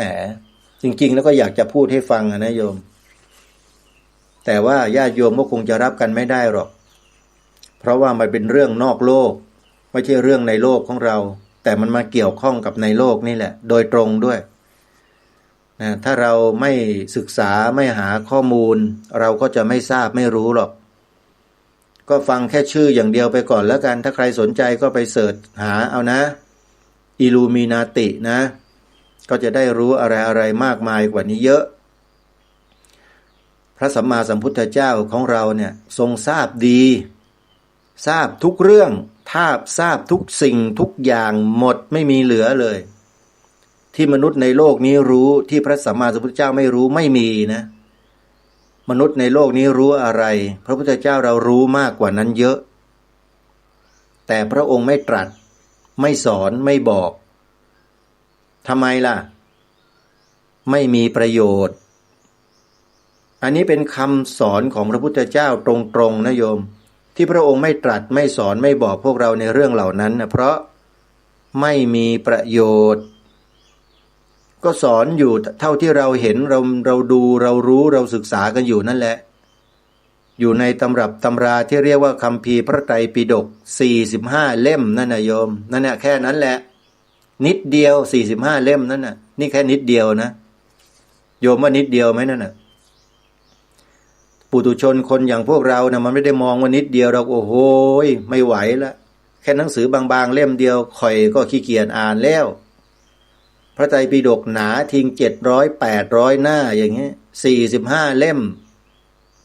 ไม่ใช่เรื่องธรรมดานะโยมเพราะฉะนั้นนี่คือสิ่งที่ทางรายการเน้นและย้ำมาโดยตลอดว่าให้พวกเราเนี่ยศึกษาเรียนรู้ทางลัดเราไม่ต้องไปอ่านพระไตรปิฎกไม่ต้องไปอ่านเองหรอกโยมอ่านไปอ่านมาบางทีเนี่ยไอ้ทิฏฐิความรู้สึกของเราความคิดเห็นของเราที่มันเจือไปด้วยกิเลสเนี่ยนะมันจะนำพาเราให้ไปอีกทางหนึ่งได้มันจะคอยจับผิดคนอื่นนะระวังด้วยนะโยมไปศึกษาคัมภีร์บางคัมภีร์ในพระพุทธศาสนาแล้วทำให้จิตใจเราเนี่ยมันติดลบก็มีเหมือนกันนะอันนี้เรียกว่าปกตูปะนิสยปัจจัยโยม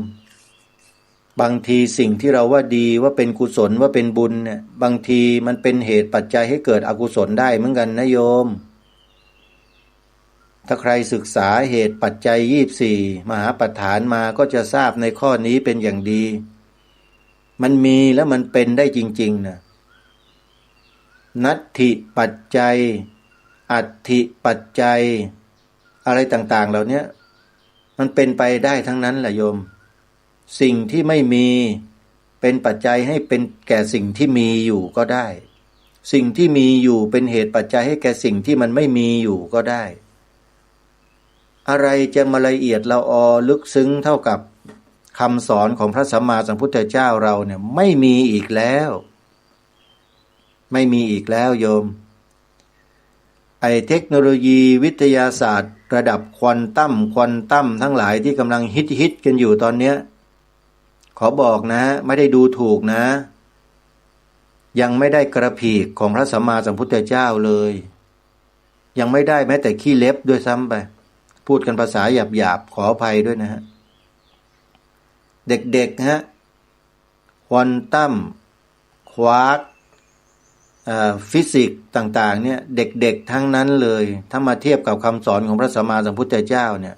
ยังไปไม่ถึงไหนเลยยังย่ำอยู่กับตรงนั้นแหละยังทิ้งมวลไม่ได้ยังเข้าสู่พลังงานอีกรูปแบบหนึ่งไม่ถึงพูดกันตรงๆนี่แหละโยมยังติดอยู่ในเรื่องของสสารอยู่ค้นหากันอยู่นั่นแหละไม่รู้จะค้นหากันลงไปถึงไหนมันหาไม่เจอหรอกโยมความจริงเพราะความจริงที่แท้เนี่ยมันอยู่ในจิตไม่ได้อยู่ข้างนอกที่รูปสสารไม่มีรูปเป็นเพียงปัจจัยหนึ่งเท่านั้นเป็นเครื่องอาศัยอย่างเดียวแต่สิ่งที่มันจะปรากฏและเป็นจริงมันอยู่ในนามทั้งหมดเลยไปค้นหาในนั้น ครูบาอาจารย์เรามีพระสัมมาสัมพุทธเจ้าเป็นต้นพระอรหันต์เจ้าทั้งหลายทั้งปวงพระอริยเจ้าตลอดจนถึงครูบาอาจารย์ในยุคปัจจุบันนี้เน้นสอนให้พวกเราฝึกอะไรโยมฝึกจิตร่างกายนี่พระสงฆ์เราไม่ได้สอนไม่ได้เน้นนะให้มาฝึกร่างกายทำท่าอย่างโน้นอย่างนี้ให้วิ่งให้ออกกำลังให้ยกเวทไม่ได้สอนให้ออกกำลังหรือทำให้กำลังแข็งแกร่งแต่สอนให้ทำจิตให้แกร่งทำยังไงจิตทำให้แกร่งเริ่มต้นจากการฟังให้ได้ก่อนฟังเพื่อศึกษาเรียนรู้ในเบื้องต้นเป็นปริยัติไงทางรายการถึงบอกว่าให้ดาวน์โหลดแอปพลิเคชันมาฟังเถอะเราจะได้เรียนรู้ศึกษาในเบื้องต้นแล้วเราจะได้ไม่พลาดในการปฏิบัติจะได้ปฏิบัติไปในทางที่ถูกไม่ได้หลงผิดไปเหมือนกับคนอื่นเขามีคนปฏิบัติแล้วหลงผิดนะโยมไปไม่ถูกและไปไม่เป็นเลยไปกลายเป็นอะไรก็ไม่รู้เต็มไปหมดเลยในสังคมเนี่ยลัทธินั้นลัทธินี้ลัทธิโน้นเกิดขึ้นเต็มไปหมดปรากฏว่าพอเข้าไปศึกษาไปเรียนรู้ไปดูแล้วส่วนมากนะเพี้ยนทั้งนั้นเลยเพี้ยนอะไรเพี้ยนไปจากพระธรรมคำสอนของพระสัมมาสัมพุทธเจ้าทำไมถึงรู้ล่ะก็เพราะศึกษาเรียนรู้มาไงทั้งภาคปริยัติและภาคปฏิบัติมาแล้วแนวทางที่จะไปสู่การบรรลุถึงพระนิพพานพ้นจากความทุกข์ทรงวางไว้เป็นลำดับขั้นลำดับตอนไว้หมดแล้วท่านผู้ฟังอยู่ในไหนลำดับขั้นลำดับตอนลองว่ามาดิอยู่ในโพธิปักขิยธรรม37ประการมีสติปัฏฐาน4สัมมัปปทาน4อิทธิบาท4อินทรีย์5พละ5โพชฌงค์7มรรคมีองค์8มีคำอธิบายขยายความไว้ในอัตถกถาในดีกาไปศึกษาดูในคัมภีร์พระไตรปิฎก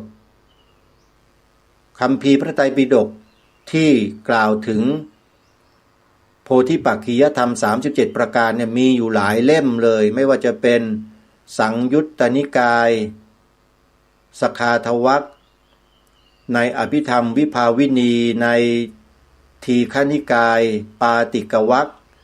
ในมัชฌิมานิกายอุทเทศต่างๆเหล่านี้เยอะแยะมากมายขุททกานิกายจุลวรรคขุททกานิกายมีหลายคัมภีร์เลยโยมมีหลายสูตรที่กล่าวถึงโพธิปักขิยธรรม37ประการไว้เนี่ยนั่นแหละคือลำดับขั้นลำดับตอนที่พระสัมมาสัมพุทธเจ้าทรงวางเอาไว้ดีแล้วเหมาะสมแล้วสำหรับพวกเราแต่เราจะศึกษาเรียนรู้เข้าถึงกันได้แค่ไหนนั้นมันก็ขึ้นอยู่กับความตั้งใจเจตนาของพวกเรากันทุกท่านทุกคนขอให้พวกเรานั้นสนใจใส่ใจกันนิดนึงนะโดยเฉพาะสิ่งที่ทำได้ไม่ยากเลยเป็นเหตุปัจจัยในเบื้องต้นก็คือการฟังต้องฟังโยมไม่ฟังแล้วมันจะไม่รู้นะฮะรายการนี้จึงเน้นจึงย้ำให้พวกเราเนี่ยดาวน์โหลดแอปพลิเคชันไว้ฟังไปเถอะช่องไหนสถานีไหนครูบาอาจารย์รูปใดขอให้ฟังเถอะโยมฟังด้วยความตั้งใจนะอย่าฟังผิวเผินเหมือนกับฟังรายการคดีโลกคดีธรรมเนี่ยบางคนนี่ฟังแค่ผิวเผินแล้วก็ไปตำหนิไปว่าอย่างโน้นอย่างนี้ไปนั่งนินทากันอยู่เป็นบาปเป็นกรรมกับตัวเองนั่นน่ะ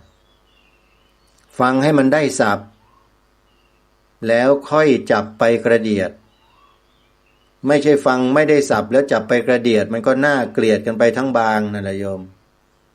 คนเรามันก็จิตเป็นอกุศลกันได้นะขอฝากไว้นะช่วยกันช่วงนี้อาตมาภาพและกระผมเองนะครับอยู่ที่สวนป่าสามัคคีธรรมมาดูแลงานก่อสร้างศาลาปฏิบัติธรรมหลังหนึ่งซึ่งก็ขอฝากครูบาอาจารย์ ฝากญาติโยมสาธุชนทุกท่านไว้ด้วยนะโยมนะอาตมาภาพไม่มีกำลังพอในการที่จะสร้างให้แล้วเสร็จเพียงผู้เดียวไม่ได้ต้องอาศัยศรัทธาสาธุชนญาติโยมร่วมกันบริจาคคนละไม้คนละมือ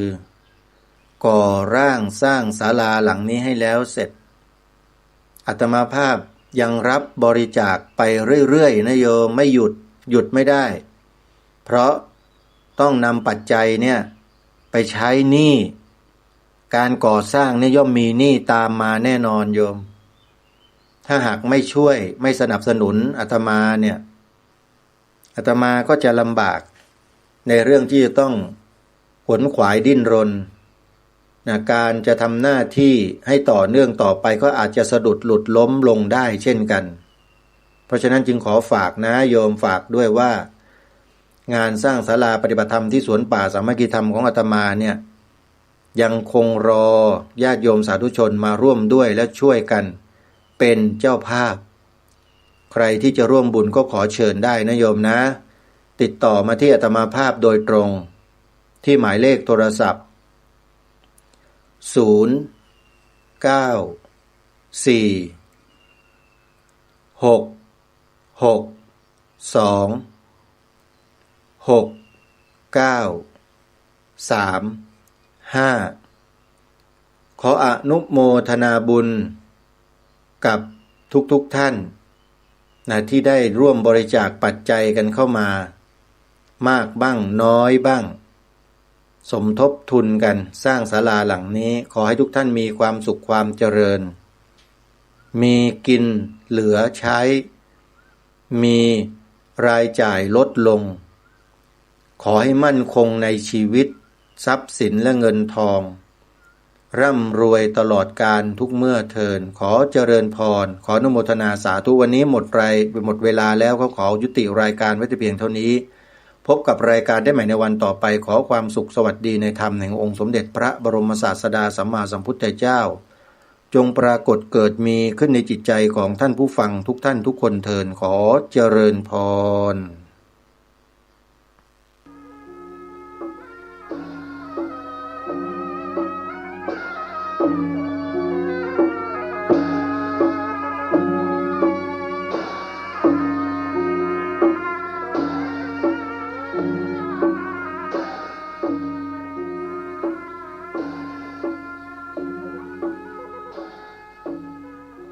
ขอความเจริญในธรรมและความผาสุกทางใจจงได้บังเกิดมีกับท่านสาธุชนคนดีทุกท่านพร้อมกันนี้ขอยกมือ10 นิ้วกราบรัตนาเอาคุณพระแก้วเจ้าทั้ง3บุญศีลบุญทานที่ท่านผู้ฟังได้ปั้มเป่งมาเชื่อวัดเชื่อวาเชื่อบ้านเชื่อเมืองพระสยามเทวาธิราชคุณพ่อคุณแม่คุณครูบาอาจารย์ผู้ประสิทธิ์ประสาทวิชาความรู้สิ่งศักดิ์สิทธิ์ทั้งหลายอันมีพระบรมธาตุเจ้าโดสุเทพและครูบาเจ้าศรีวิจัยเป็นต้นขออาราธนาและเชิญชวนมาปกปักรักษาพ่อแม่พี่น้องพ่อหนานพ่อน้อยพ่ออุ้ยแม่อุ้ยพี่ป้านาอาลูกหลานเลนวงศาคณาญาติทุกท่านเพื่อได้มีความสุขกายและสุขใจสุขกายนั้นปราศจากโรคภัยไข้เจ็บอันร้ายแรงสุขใจนั้นได้ปราศจากความโลภความโกรธความหลงความอิจฉาริษยาซึ่งกันและกันขอความสุขอันสมบูรณ์นี้จงบังเกิดมีกับพ่อแม่พี่น้องทุกคนนานแสนนานได้เทินวันนี้ก็เหมือนถึงวันตุลุงได้มีโอกาสมาพบพี่น้องทั้งหลายคำบ้านคำจอง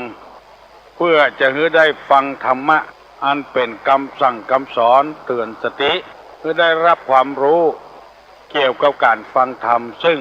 เราบ่ได้มีโอกาสได้ศึกษาเล่าเรียนธรรมะจึงมีความเข้าใจผิดกันเป็นอย่างมากตอนนี้ไป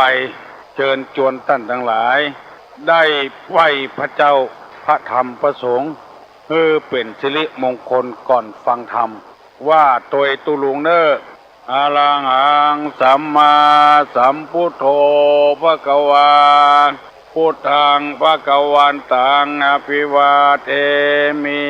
กราบสวากขาโตภะคะวตาธัมโมธัมมังนัมสสามิกราบสุปฏิปันโนภะคะวะโตสาวกสังโฆสังฆังนะมามิกราบอันตมยังพุทธัสสะภะคะวะโตบุปาภะคะนะมะกะลังกะโลมาเสนะโมตัสสะภะคะวะโตอะระหะโตสัมมาสัมพุทธัสสะนะโมตัสสะภะคะวะโตอะระหะโตสัมมาสัมพุทธัสสะนะโมตัสสะภะคะวะโตอะระหะโต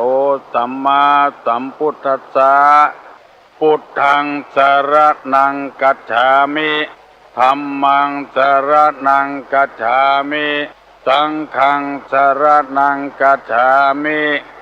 ตุติยัมปิพุทธังสรณังกัจฉามิตุติยัมปิธัมมังสรณังกัจฉามิตุติยัมปิสังฆังสรณังกัจฉามิตติยัมปิพุทธังสรณังกัจฉามิตติยัมปิธัมมังสรณังกัจฉามิตติยัมปิสังฆังสรณังกัจฉามิอิติปิโสภะคะวังอะระหังสัมมาสัมพุทโธวิชชาจารณะสัมปันโนสุขโตโลกาวิโทอนุตตโลปุริสาธัมมสารถิสัทธาเทวะ มนุษย์สานังพุทโธภควาติสวากขาโตภควตาธัมโมสันติทิโกอากาลิโกเอหิปัสสิโกโอปนะยิโกปัจจตังเวทิตโพวินยูหิติสุปฏิปันโนภะคะวะโตสาวกสังโฆอุจุปฏิปันโนภะคะวะโตสาวกสังโฆญาญาปฏิปันโนภะคะวะโตสาวกสังโฆสามิจิปฏิปันโนภะคะวะโตสาวกสังโฆญาติตังจัตตาลิปุริสายุคานิอัฏฐาปุริสาปุคลาเอสะภะคะวะโตสาวกสังโฆอาหุไนโยปาหุไนโยทักขิไนโยอัญชลิกาลนิโยอนุตตะลังปุญญเขตังโลกัสสาติกราบหนึ่งกราบสองกราบสามโอ้สบายใจแล้วเนาะได้ไหว้พระพุทธพระธรรมพระสงฆ์โดยตุลุงแน่นอกแน่นใจวันนี้จะได้นำเอากรรมบักเก่ามาเล่าให้พี่น้องทั้งหลายฟังรับรองว่าไผ่บ่เคยได้ฟังกำเพื่อกรรมบักเก่าสุภาษิตเพิ่นไว้ว่าแม่น้ำบ่มีฝายเข้าจังตายแดดแม่น้ำบ่มีฝายเข้าจังตายแดดกรรมบ้านเฮาว่าฝายกรรมภาษาไทยกลางว่าฝ่ายหั่นฝ่ายนี้เพื่อนนั้นเขื่อนนี้คือจำไว้เพราะว่ามันจะหายไปฝ่ายหินกาฝ่ายคอนกรีตกาฝ่ายไม้กาฝ่ายดินกาก็คือเขื่อนหินเขื่อนคอนกรีตเขื่อนไม้เขื่อนดินทำไมจึงว่าแม่น้ำบ่มีฝายเข้าจังตายแดดเพราะว่าน้ำมันไหลล่วงไปฮะ บ่มีไอ้อย่างเกิ้งไว้ บ่มีที่เก็บน้ำมันไหลไปหาสาระหาประโยชน์ไปได้ปลูกเข้าไว้มันบ่มีน้ำใส่เข้าก็เลยตายแดดจะได้กล้าเสียเวลากรรมมานี่เปิ้นเอาออกมาเพราะอะไรเงี้ยเพราะเปิ้นจะสอนคนเฮาทั่วๆไปว่าคนใดบ่ฟังกรรมไผจังเดือดร้อนเหมือนเข้าตายแดดบ่ฟังกรรมบ้านบ่ฟังกรรมเมืองบ่ฟังกรรมธรรมบ่ฟังกรรมกฎหมายบ้านกฎหมายเมืองลุกอำนาจ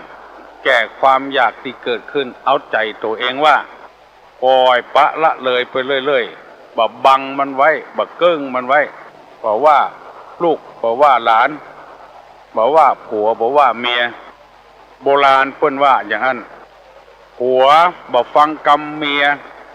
เข้าเต็มเงียก็เสี่ยงเมียบ่ฟังกรรมผัวเงินคำกล่องเต้าหัวก็เสี่ยงบ่มีอย่างบังไว้เอาใจตัวเองว่าลูกบ่ฟังกรรมพ่อกับแม่พ่อแม่บ่ฟังกรรมบ้านกรรมเมืองตุเจ้าบ่ฟังกรรมศรัทธาบ่ฟังกรรมตุเจ้าปล่อยมันไหลไปเหี่ยวันบ่ได้ช่วยกันอันนี้เปิ้นฮ้องว่าแม่น้ำบ่มีฝายเข้าจังตายแดดที่เฮาออกอากาศถึงวันนี้เพื่อจะได้ประกาศธรรมะให้เฮาช่วยกันฟังกรรมกันเมื่อเฮามีนิสัยเป็นอย่างอี้แล้วเฮาก็พยายามเปลี่ยนแปลงนิสัยปรับปรุงนิสัยตัวเฮาให้มันดีมันงามขึ้นแล้วเข้าจะบ่ได้ตายแดดฟังกรรมกันเมื่อตักเมื่อเตือนแล้วก็ฟังกรรมกันอย่าไปเอาใจตัวเองว่ามันจะเดือดร้อนอย่างเวลาเนี้ยไผบ่ฟังกรรมไผต่างคนต่างบ่ฟังกรรมกันก็เดือดร้อนอันนี้นำมาเสนอเพื่อพี่น้องวงศาคณะญาติทั้งหลายได้ฟังเพื่อนำไปพินิจพิจารณารถถีบก็มีห้ามรถเครื่องก็มีห้ามมีเบรกรถยนต์ก็มีเบรกถ้าบ่มีเบรกมันจะเลยต่ำเลยลงห้วยลงห้องคนเฮาก็ต้องเบรกกันพ้องเพื่อให้ชุมชนของเฮานี่เข้มแข็งขึ้นต่างคนต่างฟังกรรมกันฟังแล้วพิจารณามันถูกต้องตามนี้ก็นำไปประพฤติปฏิบัติชุมชนสังคมเฮาจะอยู่กันอย่างมีความสุขเพราะฟังกรรมกันทุกอย่างมีหัวหน้าโบราณเปิ้นว่าเฮือนหลังใดบ่มีแมวหนูจ้างล่าบ้านหลังใดบ่มีคนจ่าคนว่าจังชิบหายหรือมีแล้วบ่ฟังกรรมกันก็ชิบหายเดือดร้อนมีหลายคนเอาใจตัวเองว่าเพื่องฝ่ายมาก็เกิดเดือดร้อนเอาแล้วตุลุงจะได้นำเอาธรรมะในทางพระพุทธศาสนานำมาเสนอให้พี่น้องทั้งหลายฟังต่อไปแถมวันนี้ว่าด้วยลักษณะของคนพาลคนพาลาเนี่ยคนพาลพาลาบาปไปบอกว่าคนนั้นจะเป็นไผเป็นตู้เจ้าก็จ้างเป็นแก่บ้านเป็นแคว้นเป็นหัวหน้าคนจะมีลักษณะอย่างนี้เป็นคนพาลถ้ามีลักษณะอย่างนี้ก็คือหลีกเลี่ยงอย่าไปคบหาสมาคมแล้วถ้าตัวมีอย่างนี้ก็คือพยายามแก้ไขปรับปรุงตัวเก่าอย่าไปเป็นคนพาลลักษณะของคนพาลนี่หนึ่งปรารถนาความสรรเสริญที่บ่มีจริงสองปรารถนาความห้อมล้อมในหมู่เพื่อนชั่วสามปรารถนาความเป็นใหญ่ในที่อยู่สี่ปรารถนาบูชาในตระกูลของคนเหล่าอื่นห้าปรารถนาให้คนเข้าใจในกิจที่คนอื่นทำว่าเป็นของตัว 6. ปรารถนาให้คนอื่นอยู่ในอำนาจของตนผู้เดียว อันเนี้ยลักษณะของคนพาล 1. ปรารถนาความสรรเสริญที่บ่มีจริงไม่มีจริง 2. ปรารถนาความห้อมล้อมในหมู่คนชั่ว 3. ปรารถนาความเป็นใหญ่ในสถานที่ 4. ปรารถนาการปูจาในตระกูลของคนเราอื่น 5. ปรารถนาให้คนเข้าใจคิดที่คนอื่นทำว่าเป็นของตัว 6. ปรารถนาให้ผู้อื่นอยู่ในอำนาจของตัวผู้เดียว 6 ข้อเนี่ยเป็นนิสัยของคนพาลลักษณะของคนพาลเพราะว่าจะเป็นภัยก็ตามด้วยเป็นหัวหน้าคนเป็นลูกน้องคนพ่อคนเป็นแม่คนเป็นแก่บ้านเป็นกำนันเป็นเจ้าอาวาสเจ้าคณะเวลานี้จะได้อธิบายให้พี่น้องทั้งหลายได้แจ่มแจ้งเข้าใจ ข้อ 1. ปรารถนาความสรรเสริญที่ไม่มีจริงใครให้เปิ้นสรรเสริญตัวเองในของที่บ่มีเปิ้นอวดตัวเองในทางที่บ่มีก็ชอบอันเนี้ยคือคนพาลบัดใจของมันสักน้อยของคนอื่นปุ่นมันชอบว่าเป็นของมันอันนี้คือจำไว้เงินของเปิ้นบัดใจเงินตัวอยู่ในกระเป๋าให้เปิ้นบอกว่าอันเนี้ยเงินของมันให้นาสาโทของคนอื่นจี้ว่าเป็นของมันชอบรถยืมของเปิ้นมาเอามาขี่แล้วมีคนอื่นบอกว่ารถของมันชอบอันเนี้ยของที่บ่มีความจริงแล้วมันชอบใจแม่นบ่แม่นหัวเก่งบ่เก่งหมูว่ามันเก่งอันนี้ลักษณะของคนพาลปรารถนาความสรรเสริญที่ไม่มีจริงโจทย์เอาไว้เนอะจำเอาไว้ของใดที่มันบ่ใช่ของเฮาบ่ใช่ของจริงแล้วว่าเป็นของเฮาแล้วก็ชอบเพื่อเพิ่นอวดอันนี้คือลักษณะของคนพาลทุกเจ้าอยู่วัดอยู่ว่าเพิ่นแปลงไว้แล้วเพิ่นสร้างไว้แล้วคนใดคนหนึ่งมาบอกว่าโอ้อันนี้ของหลวงพ่อองค์นี้เนี่ยสร้างชอบใจอันเนี้ยคือรู้สึกว่าตัวเองกำลังเป็นคนพาลของคนพาล 2. ปรารถนาความห้อมล้อมของคนชั่วคือคนบดีบดักมาเป็นบริวารของตัวห้อมล้อมคนชั่วคนดีๆบ่กล้าบ่เข้าใกล้บ่คบหาสมาคมไปคบคนชั่วพุ่น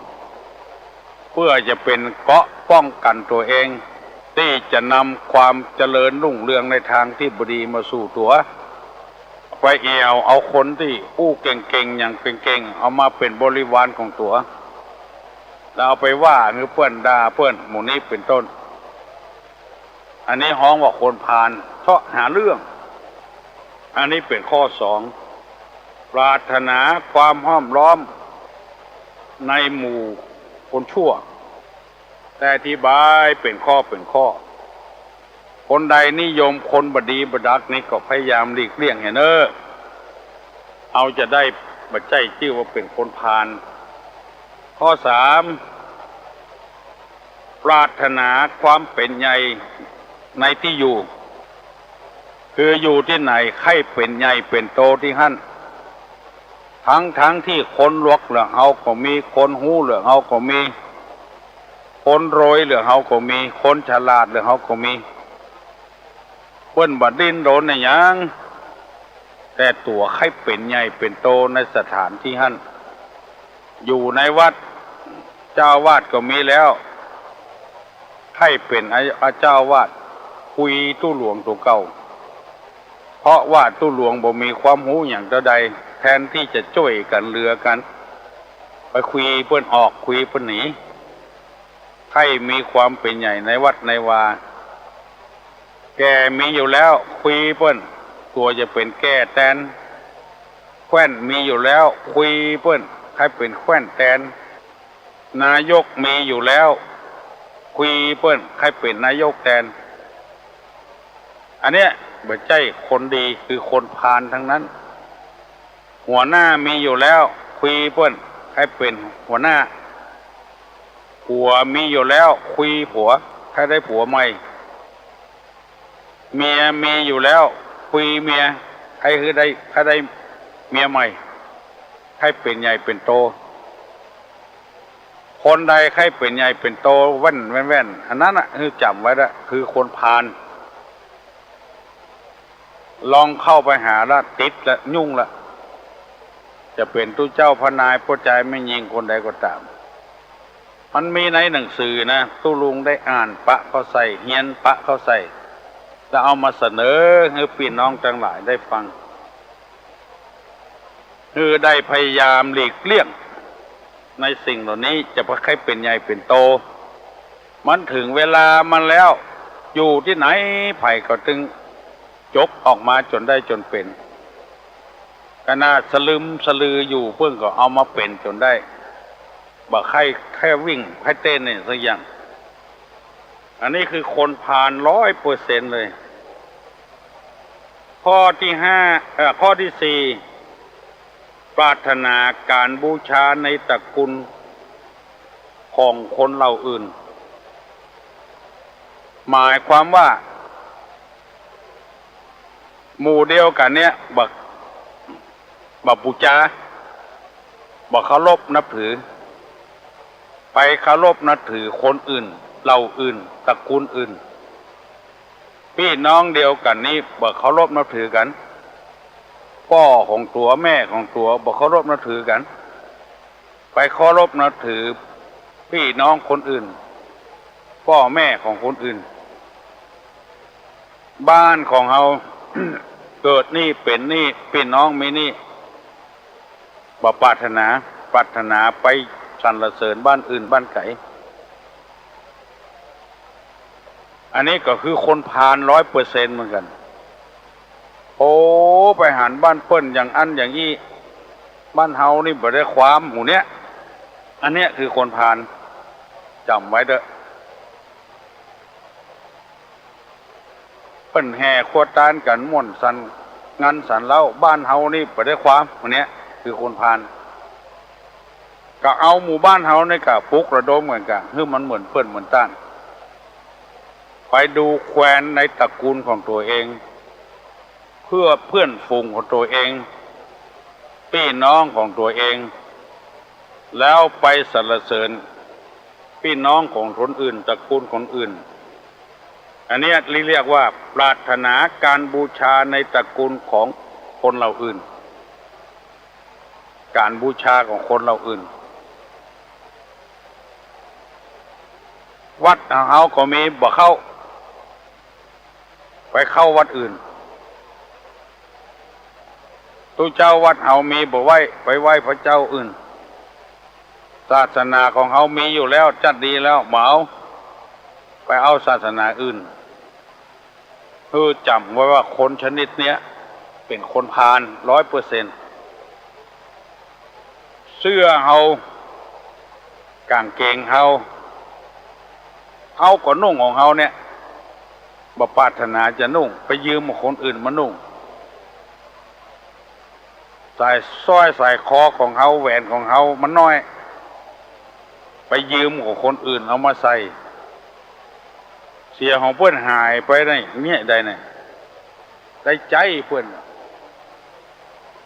อันเนี้ยนำมาเสนอพี่น้องทั้งหลายคือชุมชนเขาเข้มแข็งนะ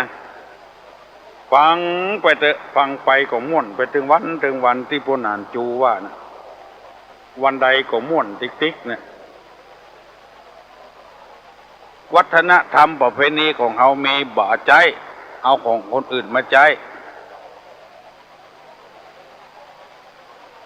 หลายอย่างหลายประการด้วยกันอันเนี้ยมันเป็นผลที่ทำให้ชุมชนให้มันสงสัยว่าอันใดเป็นอันใดกันแน่ คืออยู่ในศีลกินในธรรมอยู่ไปตามน้ำทำไปตามตัวน้ำเพียงใดดอกบัวจะเพียงอันข้อที่ห้าปรารถนาให้คนเข้าใจกิจที่คนอื่นทำว่าเป็นของตัวคือปรารถนาว่าคนอื่นเนี่ยไว้เนี่ยคือคนอื่นคนแถมคนหนึ่งว่าเป็นของเฮาเนี่ยอันนี้มีความปรารถนาอย่างเอี้ยคนฮ้องว่าคนพาลคนอื่นทำแต่ไม่ใช่ตัวทำก็ว่าเป็นของตัวทำมีความปรารถนาจะให้คนอื่นว่าของตัวเองบางคนนี่เฮียนแบบตุลุงเอาไปเตะเจาะให้คนอื่นสรรเสริญว่าเตะม่วนบ่ได้เอาห่อไผ่มาเตะขึ้นเอาคนเดียวอย่างมูนี้เป็นต้นคล้ายๆกับลบหลู่บุญคุณของคนอื่นคนอื่นทำว่าเป็นของตัวอันนี้ก็คงจะเข้าใจดีแล้วเนาะปรารถนาให้คนเข้าใจคนอื่นทำว่าเป็นของตัวเองนี่แปลงที่ไหนแปลงบ้านเนี่ยเพื่อนมาพอไปใช่มีสักอย่างอันนี้เป็นคนพาลข้อที่หกปรารถนาให้ผู้อื่นอยู่ในอำนาจของตนผู้เดียวอันนี้ก็คงจะหูเข้าใจละใครฮือเปิ้นฟังตัวคนเดียวใครฮืออยู่ในอำนาจของตัวเองคนเดียวทั้งที่ทำไปบ่ถูกบ่ต้องอย่างสักอย่างแต่ยังใครฮือเปิ้นว่าเป็นของตัวเองอยู่ถึงหมดเนี่ย6ข้อเนี่ยเปิ้นว่าเป็นลักษณะของคนพาลลักษณะของคนพาลใครถ้ามีนิสัยอย่างอี้ก็พยายามเลิกแล้วตุลุงก็บ่ได้ว่าเฮือไผคนใดคนหนึ่งว่าไปตามธรรมที่ได้ศึกษาเล่าเรียนมาแล้วก็คนใดได้ฟังแล้วจะเอาไปอย่าไปเอาไปโยนให้คนอื่นเพิ่งตุลุงว่าแต่หมอนั้นหมอนี้อย่างอี้แต่จะไปเอาไปโยนถึงหมดกันมี6ข้อลักษณะของคนพาล1ปรารถนาความสรรเสริญที่บ่มีจริง2ปรารถนาความห้อมล้อมของหมู่คนชั่ว3ปรารถนาความเป็นใหญ่ในท้องถิ่น4ปรารถนาในการบูชาตระกูลของคนเราอื่น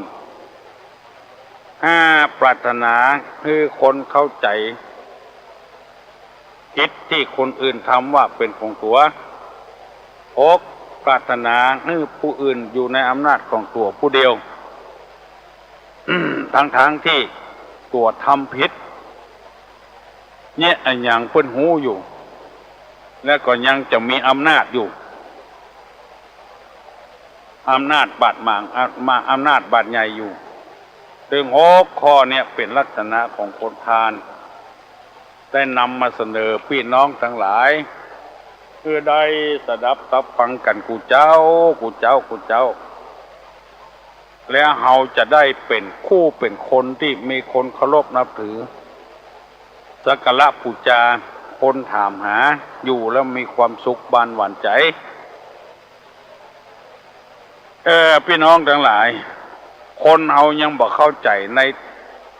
การกินการทานถึงวันเกิดจำนวนมากทุลุงแค่ขอนำมาเสนอพี่น้องทั้งหลายบางคนก็มาบ่นมาเดือดว่า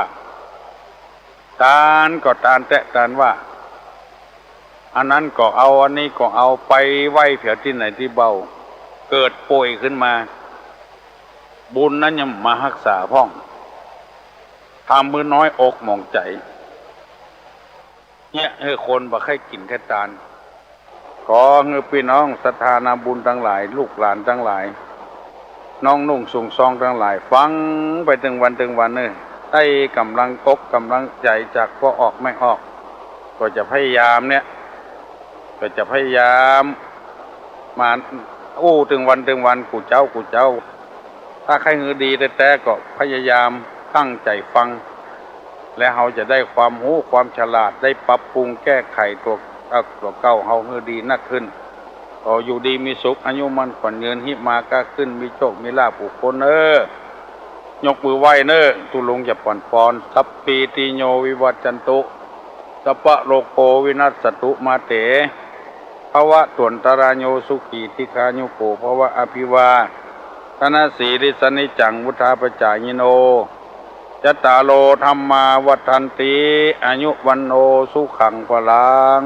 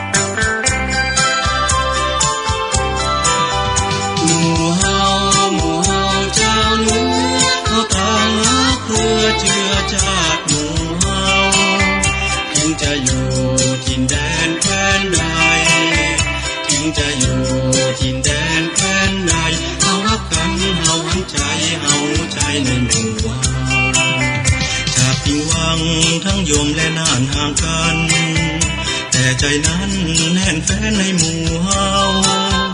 อยู่กับเมืองหูเรื่องฟังม่วนห้องเอิญเชิญชวนล้วนมีใจม่วมหมู่เฮาแอวหาจะเติงเพิ่งพาคุ้นเคยเจยหน้าสู่หมู่เฮา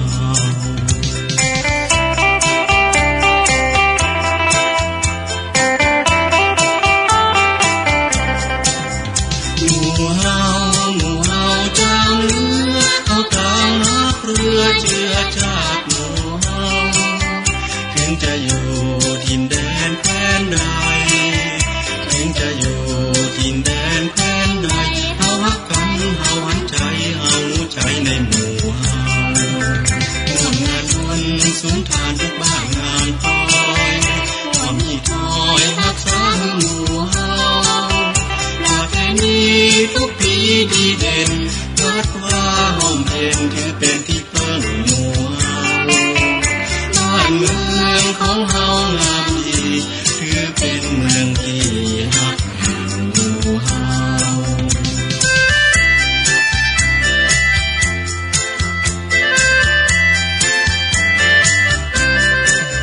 หมู่เฮาเจ้าเรือเอาตามรักเรือเชื้อชาติหมู่เฮาถึงจะอยู่ถิ่นแดนแคว้นใดถึงจะอยู่ถิ่นแดนแคว้นใดเฮาฮักกันเฮาหันใจเฮาใจในหมู่เฮาลูกเจ้าเนื้อเชื้อเฮาเขาหนึ่งแน่นเหนียวต่างกลมเกลียวกันไว้ในหมู่เฮาคือคนชมนิยมลือเรื่องสมเป็นคนเมืองฮักเมืองฮักเกียรติหมู่เฮาแจ่มใสน้ำใจไมตรีเหมือนน้องเหมือนปีนี่แหละหมู่เ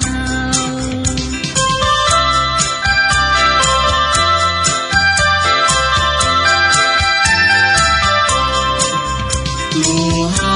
หมู่เฮาเจ้าเนื้อเอาทางฮักเรือเชื้อชาติหมู่เฮาถึงจะอยู่ถิ่นแดนแคว้นใดถึงจะอยู่ถิ่นแดนแคว้นใดเฮาฮักกันเฮาหันใจเฮาใจในหมู่เฮาลูกเจ้าเนื้อเชื้อเฮาเขาแน่นเหนียวต่างกลมเกลียวกันไว้ในหมู่เฮาคือคนชมนิยมลือเรื่องสมเป็นคนเมืองฮักเมืองฮักเกียรติหมู่เฮาแจ่มใสน้ำใจไมตรีเหมือนน้องเหมือนพี่นี่แหละหมู่เฮา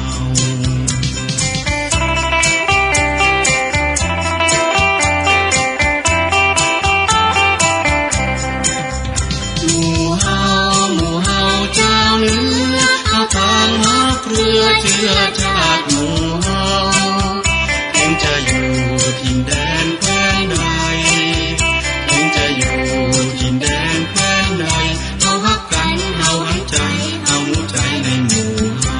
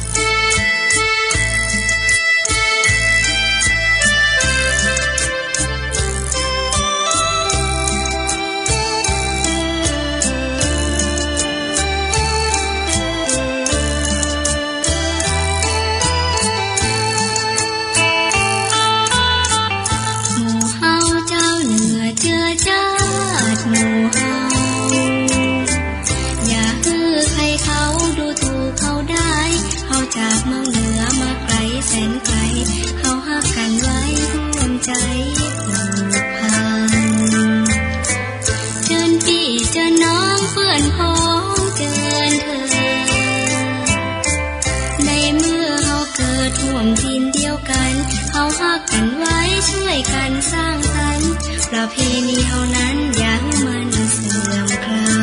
ยสาวเหนืออย่าไปหลงเชื่อ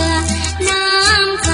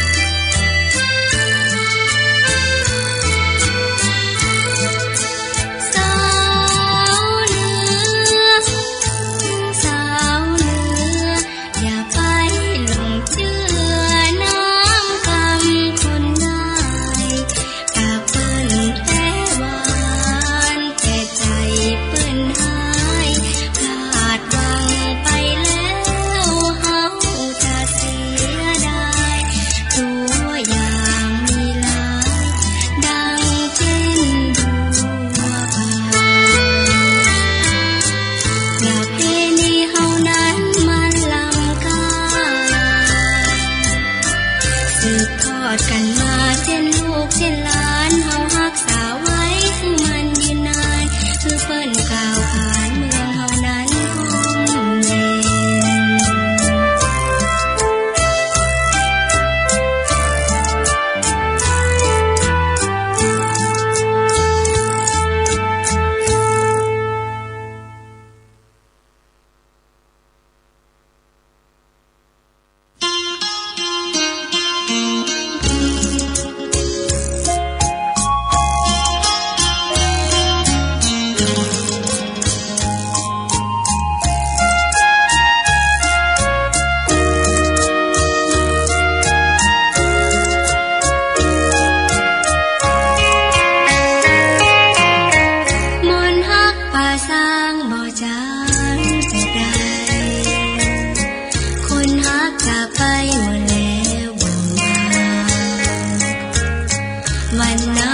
เดือนเลือนลาฮอดปีกี่หนทนท่าน้ำตาน้องยาย้อยหยาดลังไหลก่อนอ้ายบ่จังอ้ายยังบ่มาไปหลงผู้จานางฟ้าบ้านไหนลืมสาวป่าสางอยู่อย่างคนเหงาเฝ้าซ้ำรำไรน้อยใจตุกใจไผก็บ่มองบ้านปางบ้านช้างข้าวน้อยบ้านแซมมันแสนวังเวงฟ้าเปล่งเดือนแจ้งแต่ใจมืดมองพระบาทตากผ้าผู้เจ้าพ้นบุญขอบุญคุ้มครองแล้วยังกลับต้องจมห้องห้ำหาและไหนก็มองกองไหนก็จอยลมซ้ำบ่จอยคอยนึกภาวา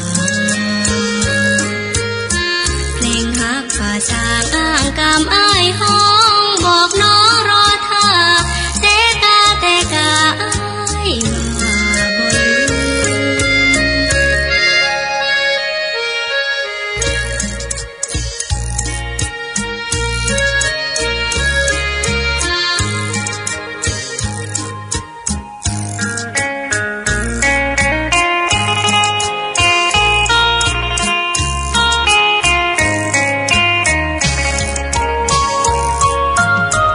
บ้านปางบ้านช้างข้าวน้อยบ้านแซมมันแสนวังเวงฟ้าเปล่งเดือนแจ้งแต่ใจมืดมองพระบาทตากผ้าผู้เจ้าพ้นบุญขอบุญคุ้มครองแล้วยังกลับต้องจมห้องห้ำหาและไหนก็มองกองไหนก็จอยลมซ้ำบ่จอยคอยนึกภาวาเพลงฮักป่าสางอ้างกามอ้ายห้องบอกน้องรอท่า